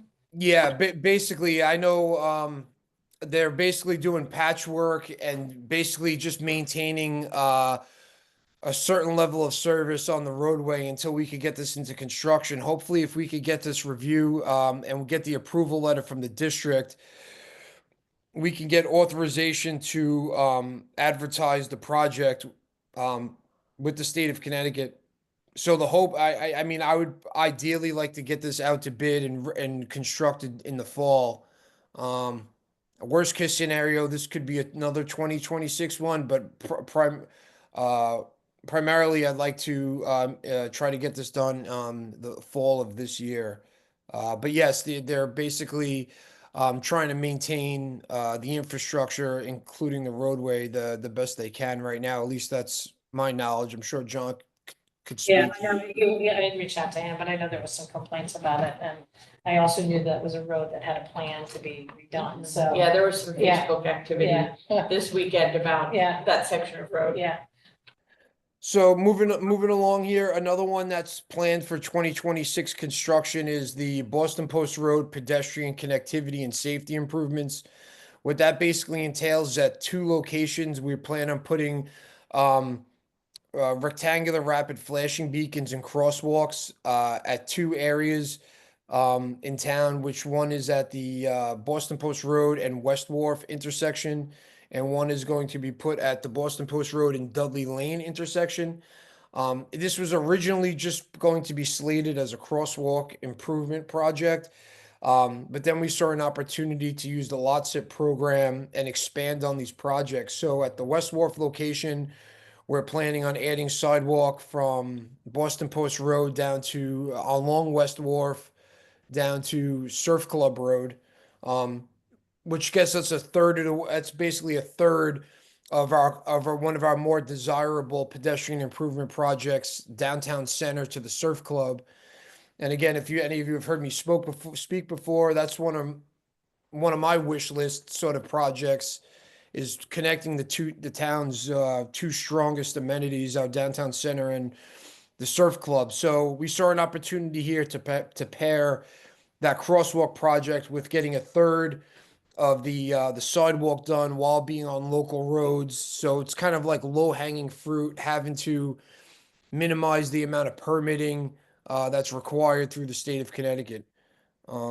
So right now, where that stands, I spoke with Jim Rhodey at the Scrog, and we should be hearing back from the state as far as the lot zip approval within the next week to 2 weeks. So hopefully we'll get good news that this project's been accepted into the lot zip program.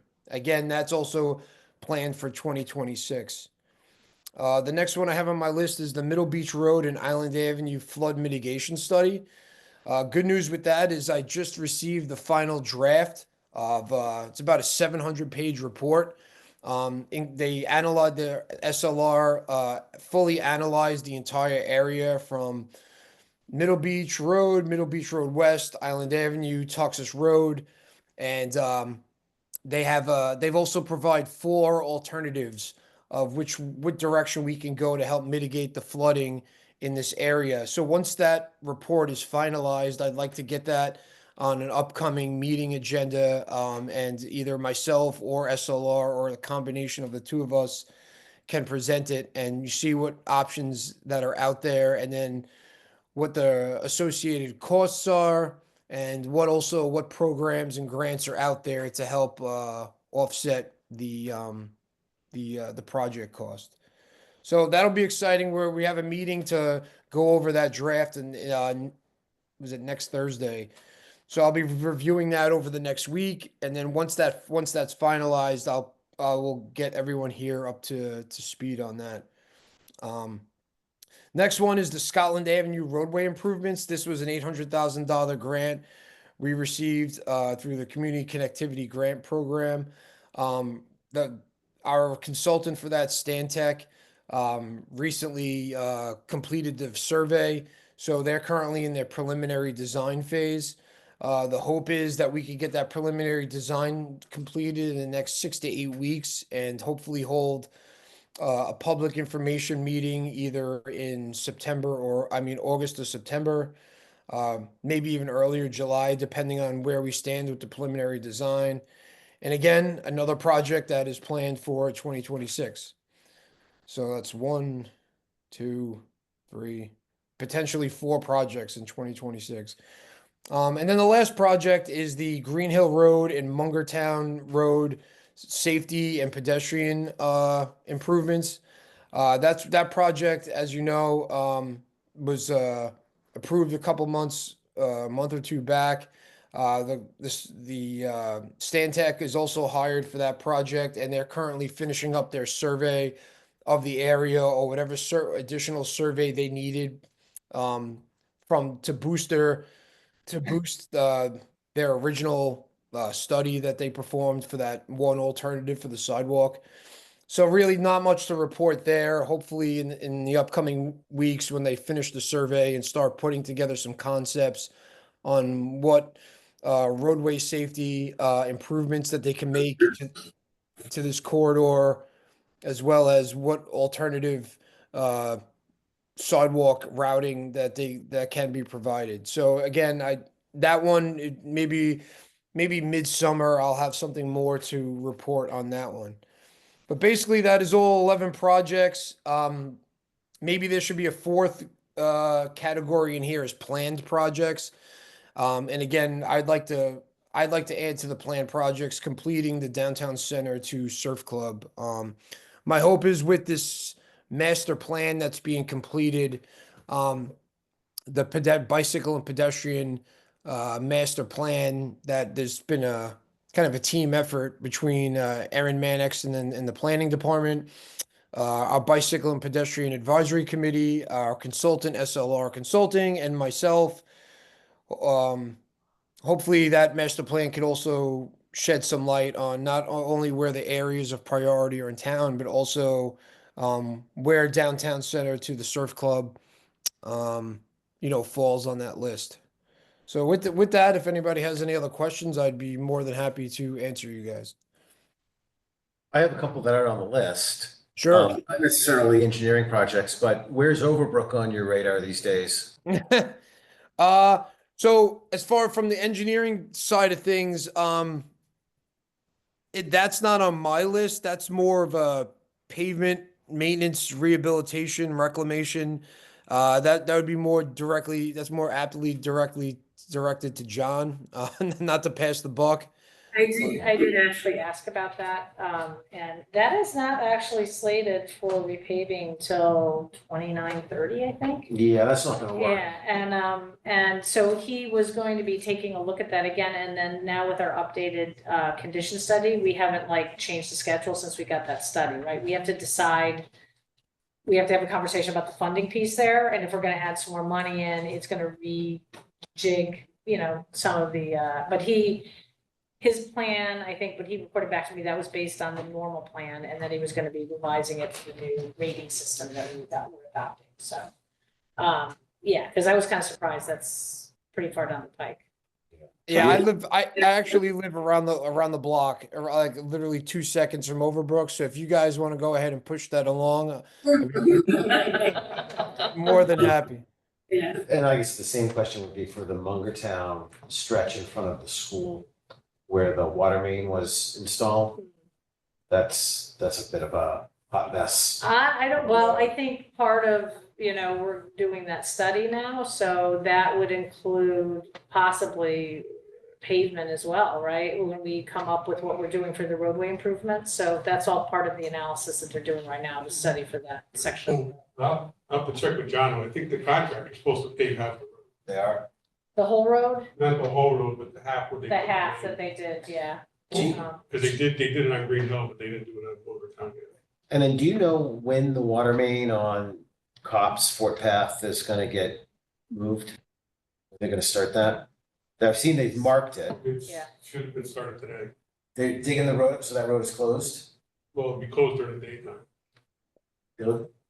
It's, okay, so starting this week. Yes.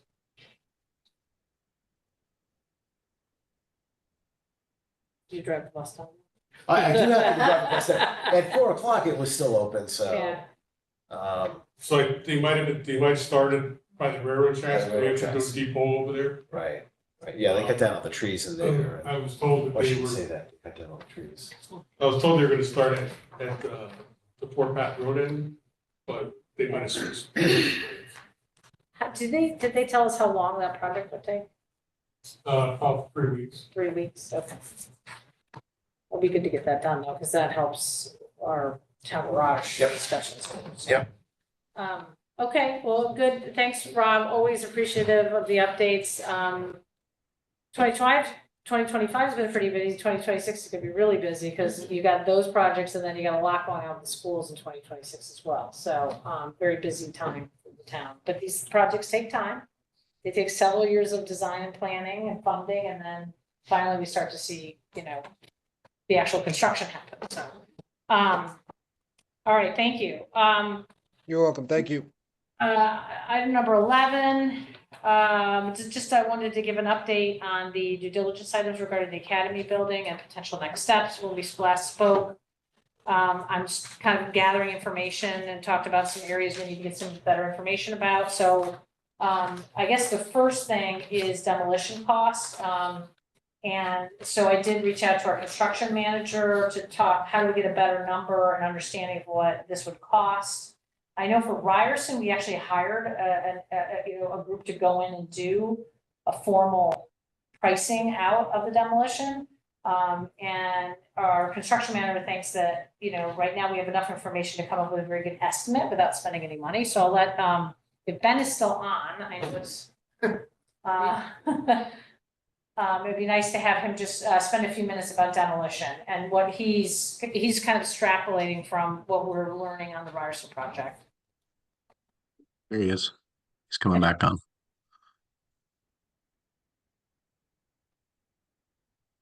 Okay. Hey, Welcome look at back. that. I've been promoted. Don't let it go to How you your head, doing? man. No, I'll try not to.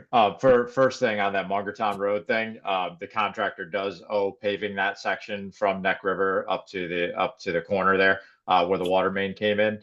What we're waiting for is school to get out, so we don't have to contend with buses. That's a pretty big section, so we want to be able to hit it in one mobilization and not have to stop for bus activity. So mid-June, we'll publish the schedule for that and get that paved. So that's that. So on to Academy. So the work that's taking place, I was discussing with Adam from Colliers, who is working with the Neck River Building Committee. The building committee retained Langen, who's one of our environmental consultants, and they're doing what's called a pre-abatement survey at Ryerson. So what Langen owes the building committee is not the demolition cost, it's the abatement cost. But once you know what the abatement cost, the hazardous material abatement cost will be for the building, now you could circulate that number, and Collier's plan is then to bounce that off the Gilbanes of the world and say, okay, this is the scary abatement part, what's the rest of it? And then that's how they'll get their number. So my plan kind of at no cost is to use that process and drive that number to inform the demo number for Academy. So using rough numbers, back in the January presentation of the board, first Selectmen was circulated between 2 and 4 million for either asset protection or demolition of Academy. And then in future conversations, we've been kind of using that 3 or 4 million in conversation. So to kind of vet that out a little bit, what Colliers, their estimate for Ryerson, this isn't on paper anywhere, but it's between 2 and 3 is what they're thinking right now. What I did is I just took the square footage of Ryerson and escalated that out to Academy. So Academy is 20%, 27% larger than Ryerson is. Academy is also a unique site. It's a more compressed site. It's a 3-story building. So I rounded that up to 33% more expensive. And just since we're just talking budget, order of magnitude numbers, so instead of 3 million on the high end, I'd say 4 million on the high end is what you could use for planning purposes when you discuss either demoing Academy versus other options for the facility. I think that 4 million is a good number to use at this point. We can start to refine that as well as data comes back from Ryerson. But the reality is, companies like Langen have done 1 million of these schools that were built in the 50s, like Ryerson, 50s and 60s, like Ryerson. They know the usual suspects that needs to be abated, and all those items are also in Academy. So that's where we are with that right now. And again, use that number for just discussion purposes and your kind of case scenario planning when you decide what you want to do with Academy going forward. And when will we have a final estimate on Ryerson? What I'm hearing is November. They're doing the survey this summer when school gets out. And it takes time for that lab data to take place, and that information will get funneled back to the building committee, and then they'll start circulating that to construction managers, and just to kind of get a closer price out of the whole thing. So right now they were telling me November. Okay, so it just gives us a little bit of an idea of a timeline with Academy. Yep. Okay, so that's kind of, but he feels comfortable. We use a $4 million like budgeting number as we have conversations and look at our different scenarios. So that was the demolition piece. And I think your recommendation, Ben, is we don't want to go and hire Langdon to do the same analysis for Academy. Right now, we're better off waiting until we know 100% what we're doing to do that. Correct. And we already have a ton of data for hazardous building materials for Academy anyway.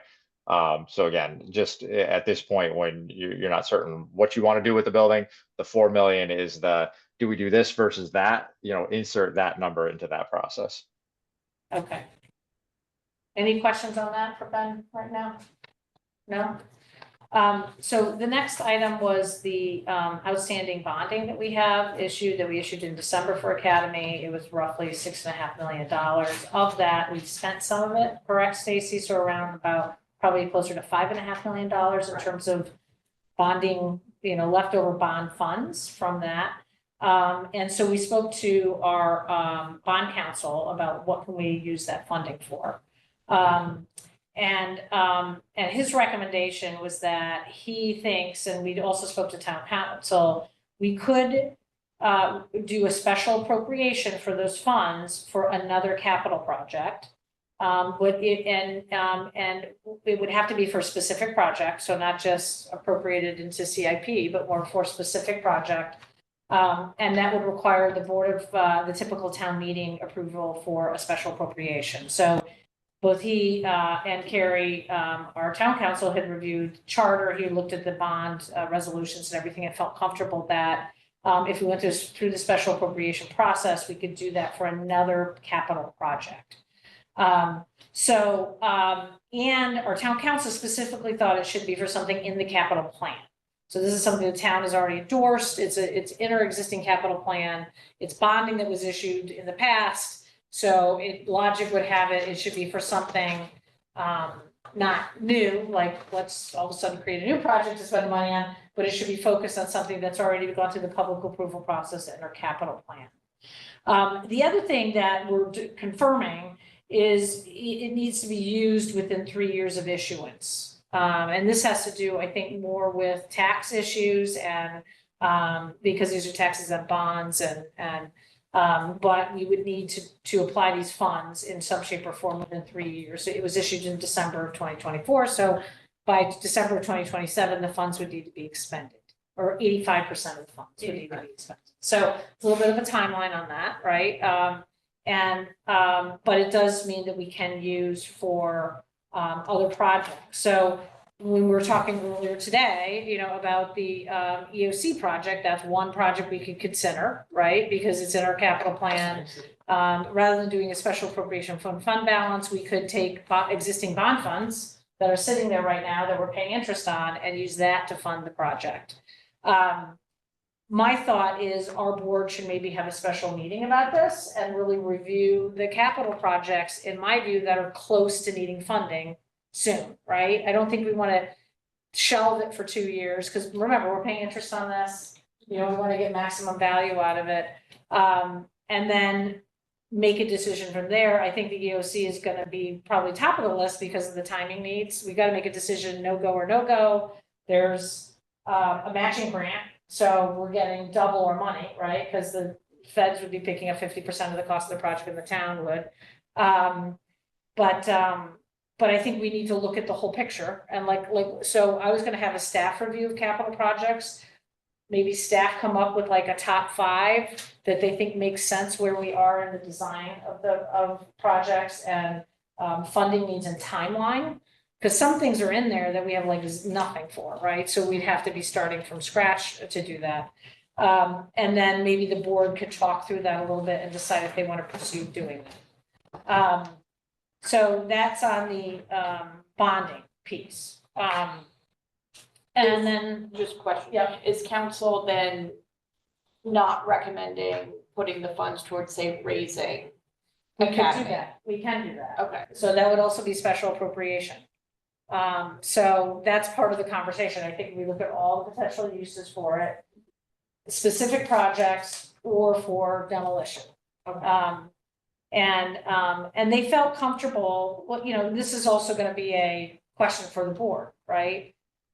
Demoing Academy using that fund. See, now, sometimes we go to town meeting, but we choose to go to referendum because we feel obligated to do that. We did that with Island Avenue, for example, right? We decided let's make that a referendum question because we feel better to go through that process. We don't have to though. So that's going to be a discussion our board has to decide. But all we need in terms of their recommendations about how is to go through the town meeting approval process. Could we get a copy of the guidance that council gave? It was no written, it was discussions. So, but I was planning to maybe have him come to our next meeting and talk through it. Or I can have him write up an opinion. I didn't really want to, we walked through. I think it would be, well, it would be helpful for me, I won't speak for anybody else, but to have even an executive summary of their opinion. Or their opinion in executive summary form, so that we have something that we can refer to as we're imagining all these different scenarios. No, I can have them do something in writing. I just had a conversation as a start. We talked to Matt Ritter and then we talked to Carrie, walked through it. And he's happy to put it in writing. And he was also willing to come to our next meeting too, if the board wants to answer questions. So, so we can come back with a written opinion about that. Just one other question, if you don't mind. Just maybe more for the public's understanding too, just the money that's been spent already, whatever it was, the $1.2, $1.3 million that was spent, during the design phase of the project, is that coming out of the bonding, or are we expecting reimbursement from the grant, given it's a reimbursement grant? So right now, the expectation is we'll pay for it out of bonding. I think we're gonna have to have some delicate conversations with the state and the federal USDA about if we can apply that to a project that we're no longer gonna complete. So the understanding I have is it's not looked well upon. Because they just, they wanna see like this plaque and a great project being done, federal money, state money going into. They don't want to see it just go into this, kind of reimbursement thing for the town. So those are ongoing conversations. And that kind of leads me to my next point is about the State Urban Act grant. I did speak to our delegation, and we do need to probably need to get bond commission approval to reallocate. We could potentially use the money for another project in town.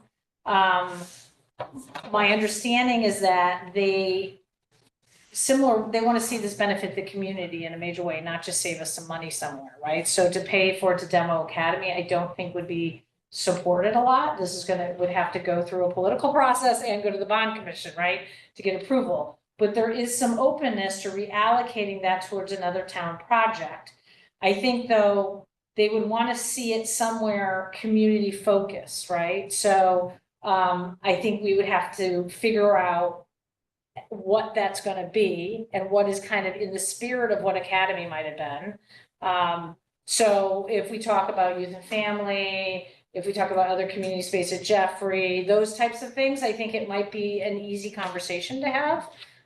If we're looking, I think it's a bigger issue if we're looking outside of that at kind of other projects. And I also think they want to see this decision process sooner rather than later, right? So I don't think we can sit around and wait for the surf club, for example. The surf club is several years out before we're ready to have an actual, project designed and approved.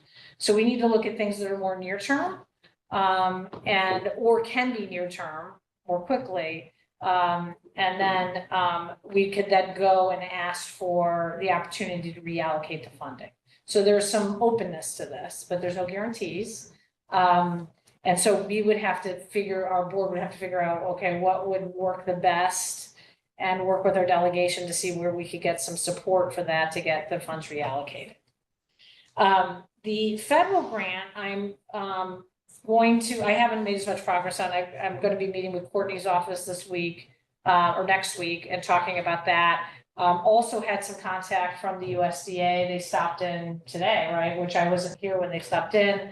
And we're going to find out what ways there are, if there's an ability to kind of repurpose those funds as well.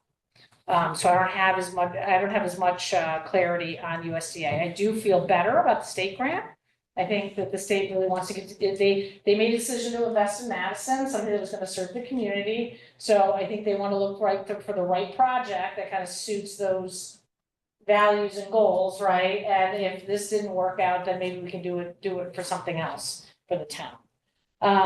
So I'm optimistic on that, but we got to kind of be strategic about it, right? So, and I'll get more information hopefully in the next couple of weeks on the federal grant. And then the deed restrictions are being and other limitations on the property. Our town council is researching, they're doing a whole historical deed analysis, and they'll be getting back to us, I think, in early June on the outcome of that, so that we can kind of, close the door on some of those. Thought we had already closed the door on that when leading up to the referendum.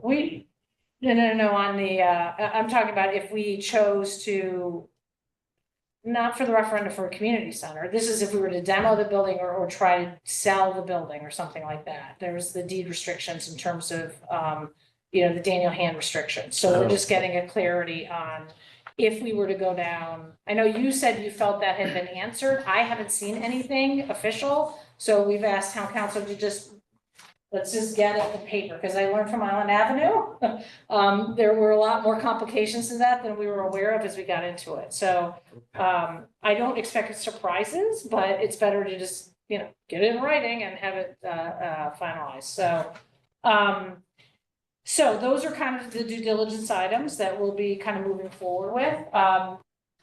And then I think we just need to talk a little bit more about, I know, obviously, Bruce, you've said very publicly now in the paper and in many ways, you want to just tear it down. I'm hearing from a lot of different community members that, they want us to be thoughtful about this. And so, as we've talked about, and I mentioned at the last board meeting, do we give this one last opportunity where we put out an open-ended kind of proposal, an RFP for the building, where we would keep the ownership of the land and just see if somebody would step forward. It could be a housing thing, it could be some sort of other arts thing, it could be, I'm not sure. There's a lot of ideas that have been floated out there, but if somebody came forward and said, we would be able to take the building off your hands, we would preserve the sort of historic structure, we'd use the building in this way, then there would be a period and the board would review those options, similar to like what we did with Island Avenue. And then we would make a decision. If none of those are acceptable, we would move forward with demolition and have to figure out funding for that. If there was something enticing and we needed to look at it further or whatever, we would then have to go through some more sort of approval process for that. So I feel that there is no downside to that, I guess, because demolition is always the option ultimately, right, for us. So taking some time over the summer and in the fall to vet in a new economy and a new world other options, because one of the excuses people made, it's very different now than it was in 2022. Well, maybe housing has changed. Maybe housing is a real opportunity for that site. Then you got something that preserves the building and it's income producing too for tax revenue for the town. Maybe ultimately nothing comes of it and we end up having to go to demolition. I know everybody talks about, there's a lot of great ideas to what to do with the space afterwards, but that's a whole nother budget and a whole nother conversation, right? Once we were to tear it down. So what I guess I'm suggesting is I could come forward with a draft RFP proposal, how we would put that out there, what the terms were, what the board would want to see in that, and we could decide on a timeline. And then go from there. Well, as I you think said, that is an option. I think that sounds great. I've been quite declarative on where I stand on this. I'll fill in a little color. Scott and Al will recall when we were initially going out to the community back in 16, 17. What we quickly uncovered was what everybody didn't want. And unfortunately, we were solving for the problem, what do people want? Yeah. And what we heard overwhelmingly about what the community didn't want was they didn't want to lose ownership of the property. They did not want to see any sort of high-end housing there. They also didn't want to see affordable housing. I think that was There. also made apparent with the sale of Island Avenue as well, because there were housing proposals there. Well, we had very good housing, a multi-generational, yeah, And so. those were also declined. And so we have asked those questions and we've heard quite clearly from the community. Now, I get that was going on 6-7 years, okay, I get all of that. But we have now dragged this out I mean, this building, this conversation could buy itself a drink if it wanted to. It's been I think, but Bruce, I think to Peggy's point, though, at the end of the day, it is a different time. I mean, there may be some nuances that are different from 2022 that, what's you know, different is we I know guess that it's who gonna knows? take $16 million to make it watertight and warm. And Yeah, I mean, but again, who knows what we're going to get? If there's an opportunity to explore revenue generation, which is retaining the land, retaining the building, or part of it, then maybe there's goodness in there somewhere. Yeah, I see this as really just a waste of time. I get your point. I understand it intellectually. I just don't agree with it. I think that that we're delaying, and I know it doesn't cost us a lot to keep that building, but it does cost us money. There is money in the annual budget that we have set aside to. I don't think so. It's part of it. It's not a line item in the budget, What is? but there is money in there. It's gotta be like Minimum. a couple $1,000s or something. Yeah, it's not a That's the couple of problem. thousand, but it's certainly not tens and tens of thousands of But dollars. we're not talking years, we're talking, we would push this out the end of June or July, have proposals come back August, September, and then we will know. And then it's June again. I mean, it's before anything really happens, it's this time next year. I don't know, I know that there is a loud voice that is saying one thing, but there are a lot of other voices that are still have other ideas. They're upset about the loss of the historic building, but they didn't want to bear the cost of the community center, right? They didn't want to commit to the carrying costs, and they were concerned about the price tag for it. So if there's an option where you're still preserving, but there's no price associated with it for the town, I mean, why not give people that choice? You know, there could be an option. I'm just looking at it as now we can then say, if in September we're sitting here, and you know, I know you're talking about what happened with Island Avenue, but the reality is we had an existing tenant who was also paying $2.3 million, and the developers were going to pay us nothing. Well, So, my point wasn't yeah. so much about what people were going to pay for it, but what their thoughts were in regards to turning something into housing versus having it be something else. There were overwhelming sentiments about not turning Island Avenue into housing. There were overwhelming sentiments about not turning Academy into housing. And I've also heard from some people saying that when it was presented at referendum, they really felt their choices were housing or community center. So they chose community center because they didn't want housing, but they really didn't want a community But center the reality either. is that the same people that voted for the community center in 22 changed their mind again. So we are in a different town, you know, and I also think housing, and I don't know if that's ultimately, I'm looking at, you know, Clinton just went through this with the Pearson School. And, you know, they're able to offer senior, one of the things we keep hearing, they're offering senior housing to the community. So, you know, we don't know what the options are going to be until we put out and allow the people to come back to us. Because you sat with the Affordable Housing Committee. I have sat Yeah. with the Affordable Housing Committee, and I know that the developers that want to come in are not going to want to pay anything close to what would be market value for that parcel. But they're not buying the land. The point was to do a land lease, and then we would allow somebody to come in and develop it. And they could come in, it could be all rental, you know, there's still gonna be tax, you can give partial tax abatements. So it's a very different, we didn't look back when, you know, the previous first selectman and this board went out to RFP for housing, right? Very different time back then. I mean, the real estate market is exploded, we're in a housing crisis, and we've heard nothing but we need more affordable housing choices in Madison. And so here we have an existing building that is in the heart of our town center, that we'd like to preserve the historic structure, at least a lot of people would like to preserve the historic structure, and we have a need. So I feel like we wouldn't be doing our due diligence without at least seeing if there's an option, right? The town could then vote on that, right? Because I think that's something where we wouldn't decide that would be the town voting on it. Just like the town voted. Peggy, too, in fairness, think about the housing option as well. the folks didn't want housing or affordable housing there because it was giving up all of the land. It was giving up that entire 5.6 acres or whatever it is. So that entire block, as opposed to us just talking about leasing the building. I think it's a very different animal when you start looking at it from that lens. Well, I mean, we're just going to agree to disagree. I don't think it is. It's a loss of a community resource, a community asset. Whether it's a land lease or, we invite somebody to come in and improve the building on a lease basis, a triple net lease basis. It's no longer a town asset, and I don't see any for-profit or nonprofit affordable housing organizations coming in and being able to rehab that building. They might not. But we don't know until we ask them. We don't know that. But though. Bruce, I we mean, don't know this is until we the- ask them. That's not really fair to say that we know. I mean, we don't know.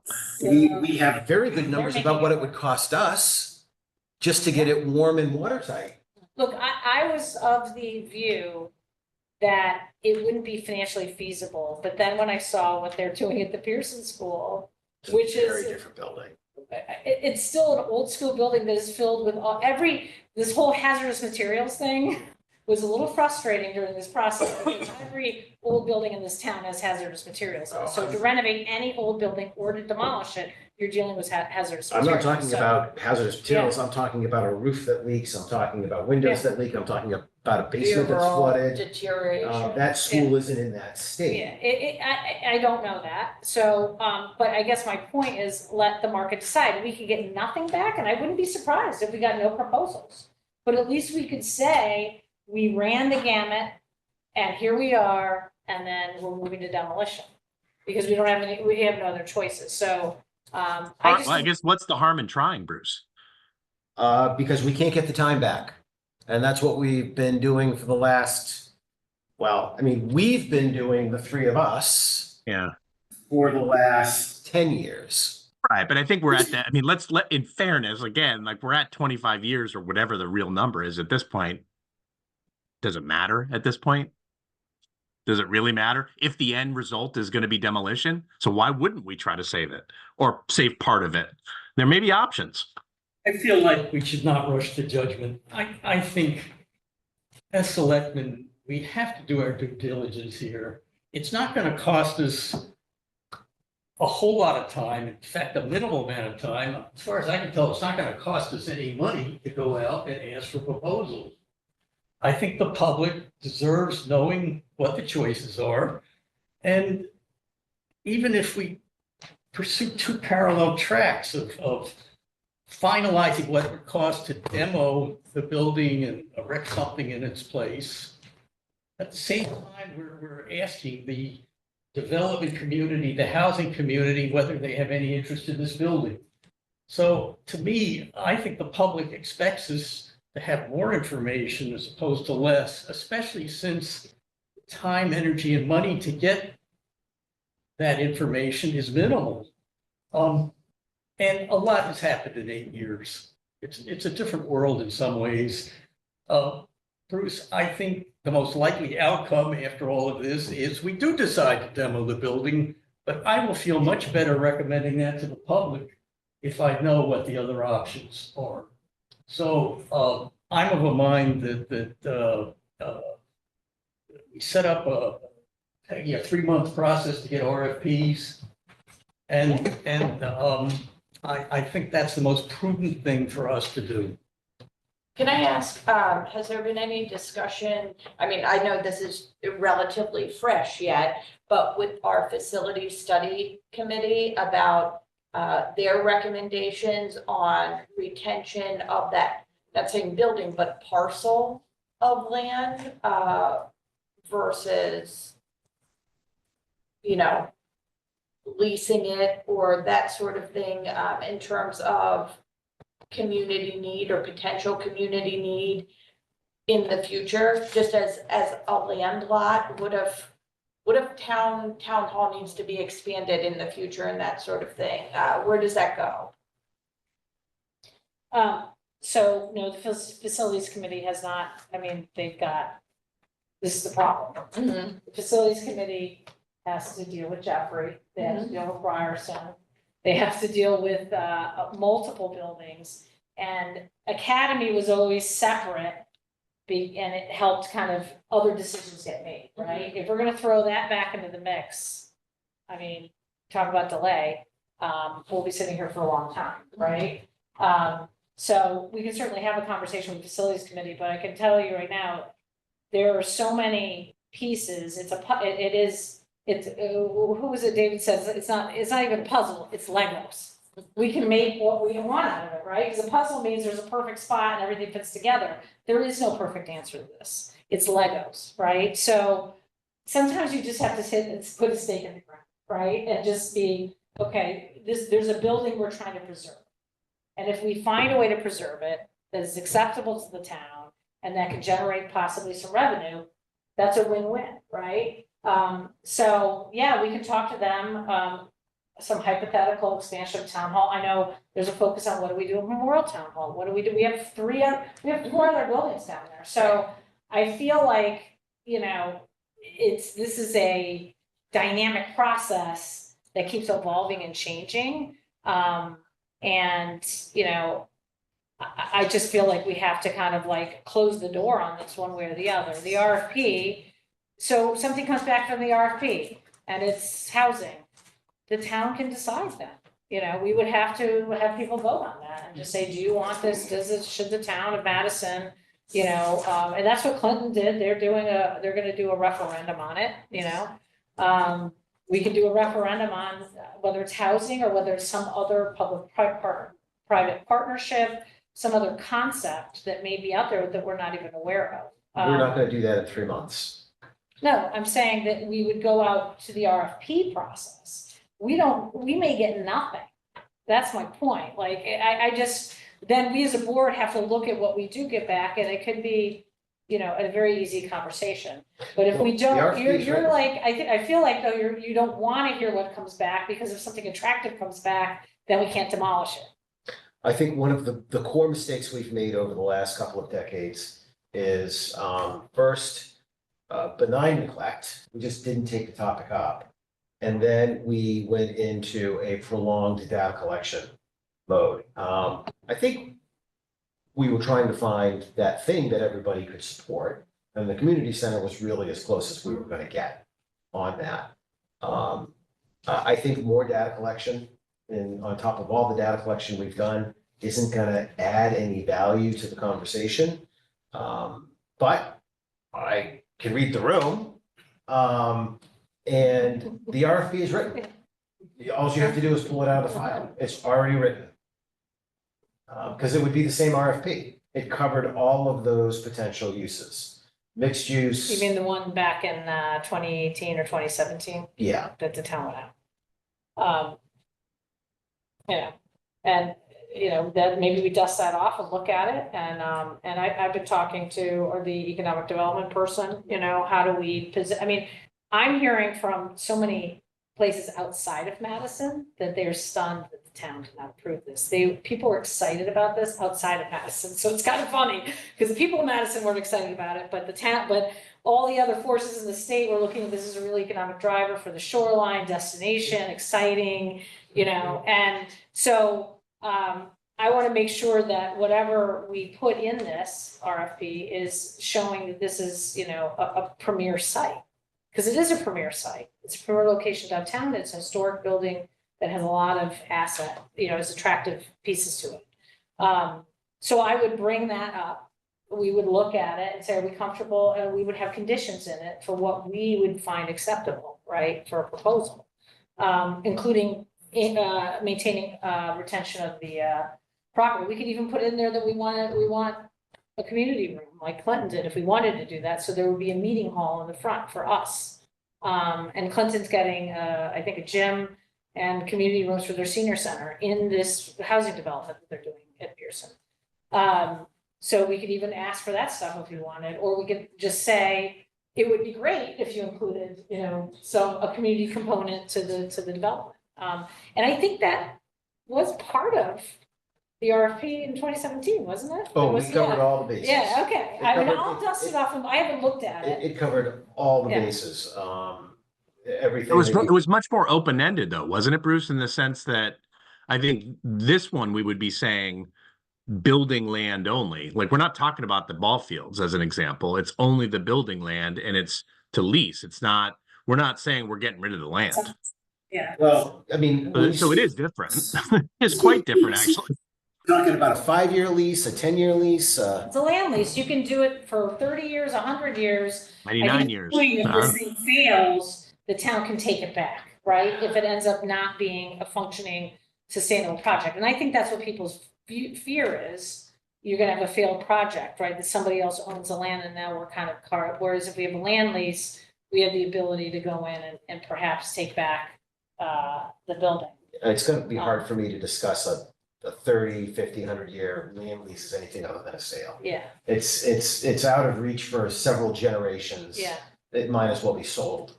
We managed that with OLM with a right of first refusal, yeah, because that was a fear, you're right, that was a fear. yeah, Look, I feel pretty strongly about this, I Yeah. understand intellectually your points, what you're saying.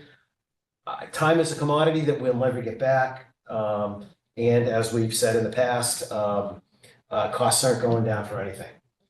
So, Well, what is a and- 6-month and delay then- to demolition costs? So what I'm just saying, somebody takes it over, repurposes it, creates revenue generation for the town. We also save the town at a minimum $4 million for demolition and any other improvement costs for the space, right?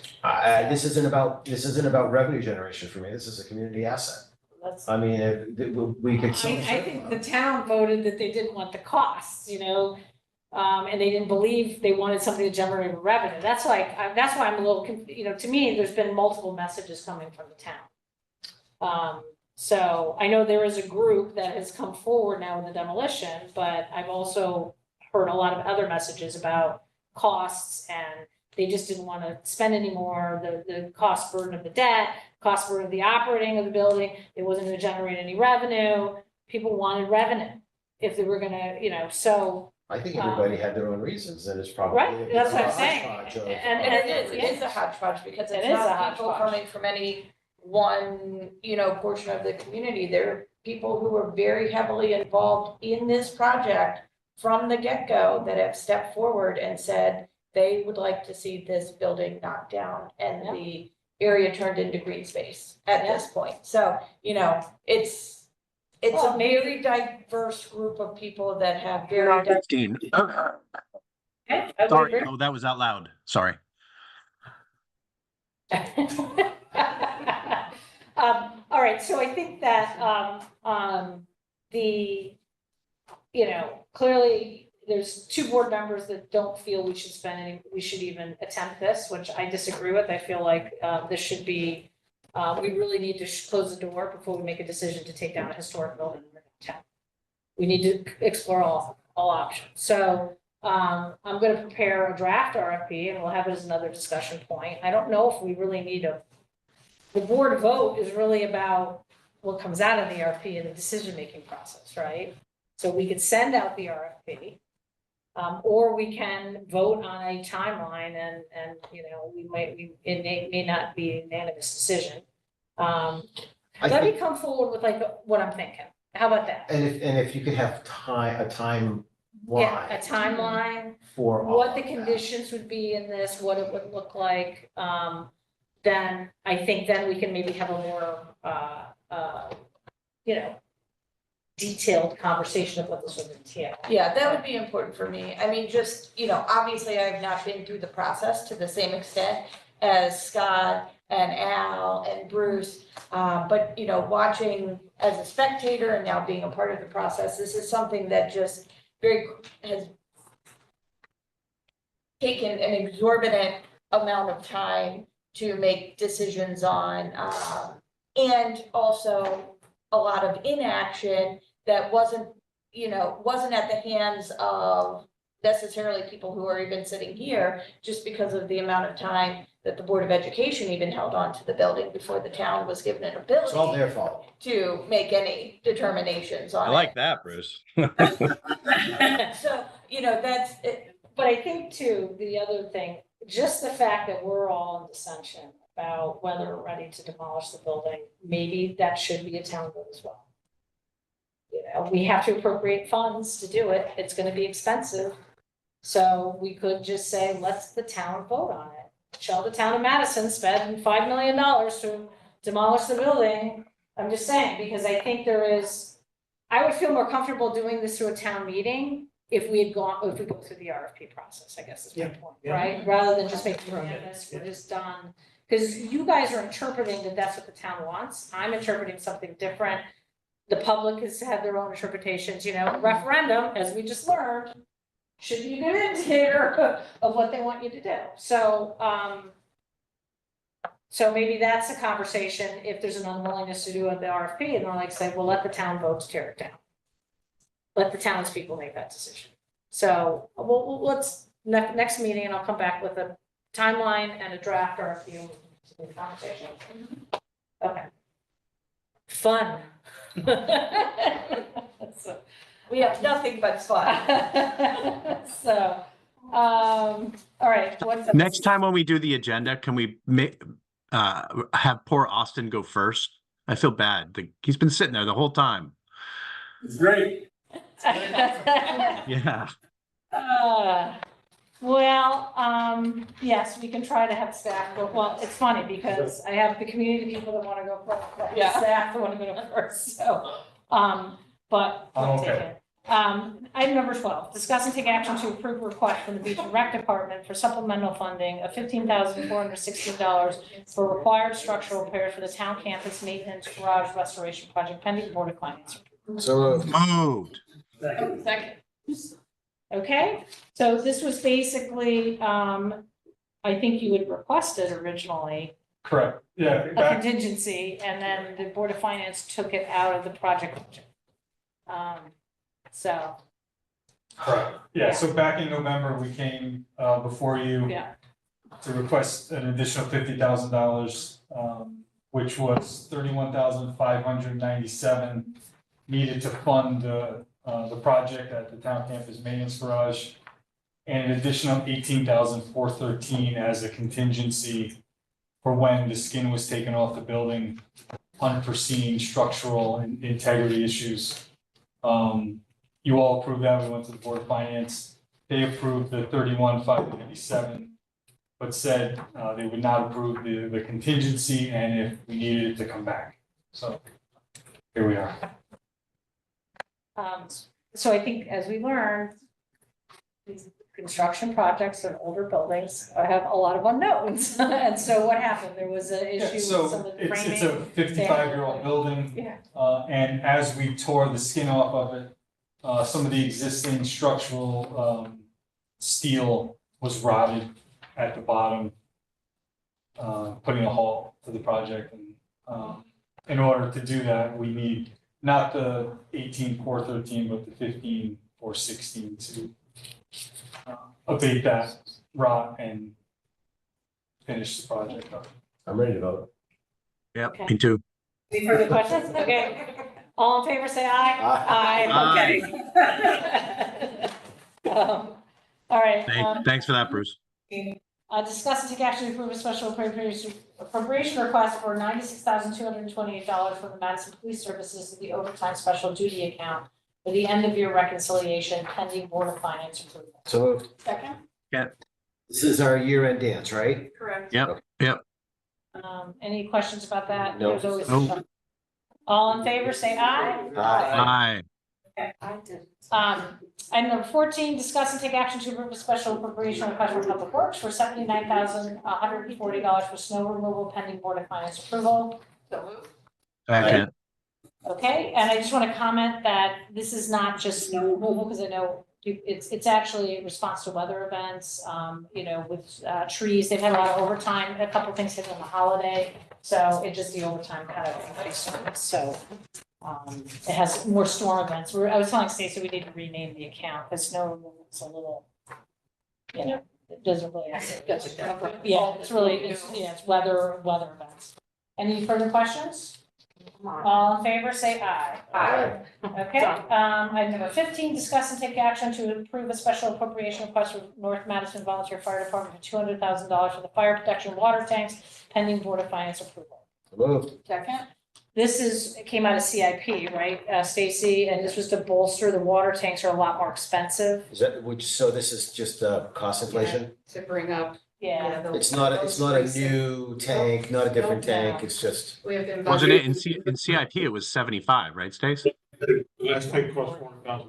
We've been budgeting For- 75 into the fund, Scott, but we've been budgeting 140,000 per tank, and it's coming in around 340. Yeah. So for just this. buy a bunch of people pools and. You can put one at my house. You can tax them on the extra value of the pools. Okay. All right, all in favor, say aye. Aye. All right, now we're citizens' comments, yeah, we moved that quickly. Any questions, or hands raised? Nope. Any in the room? Nope. All right, there are no objection, the meeting is adjourned.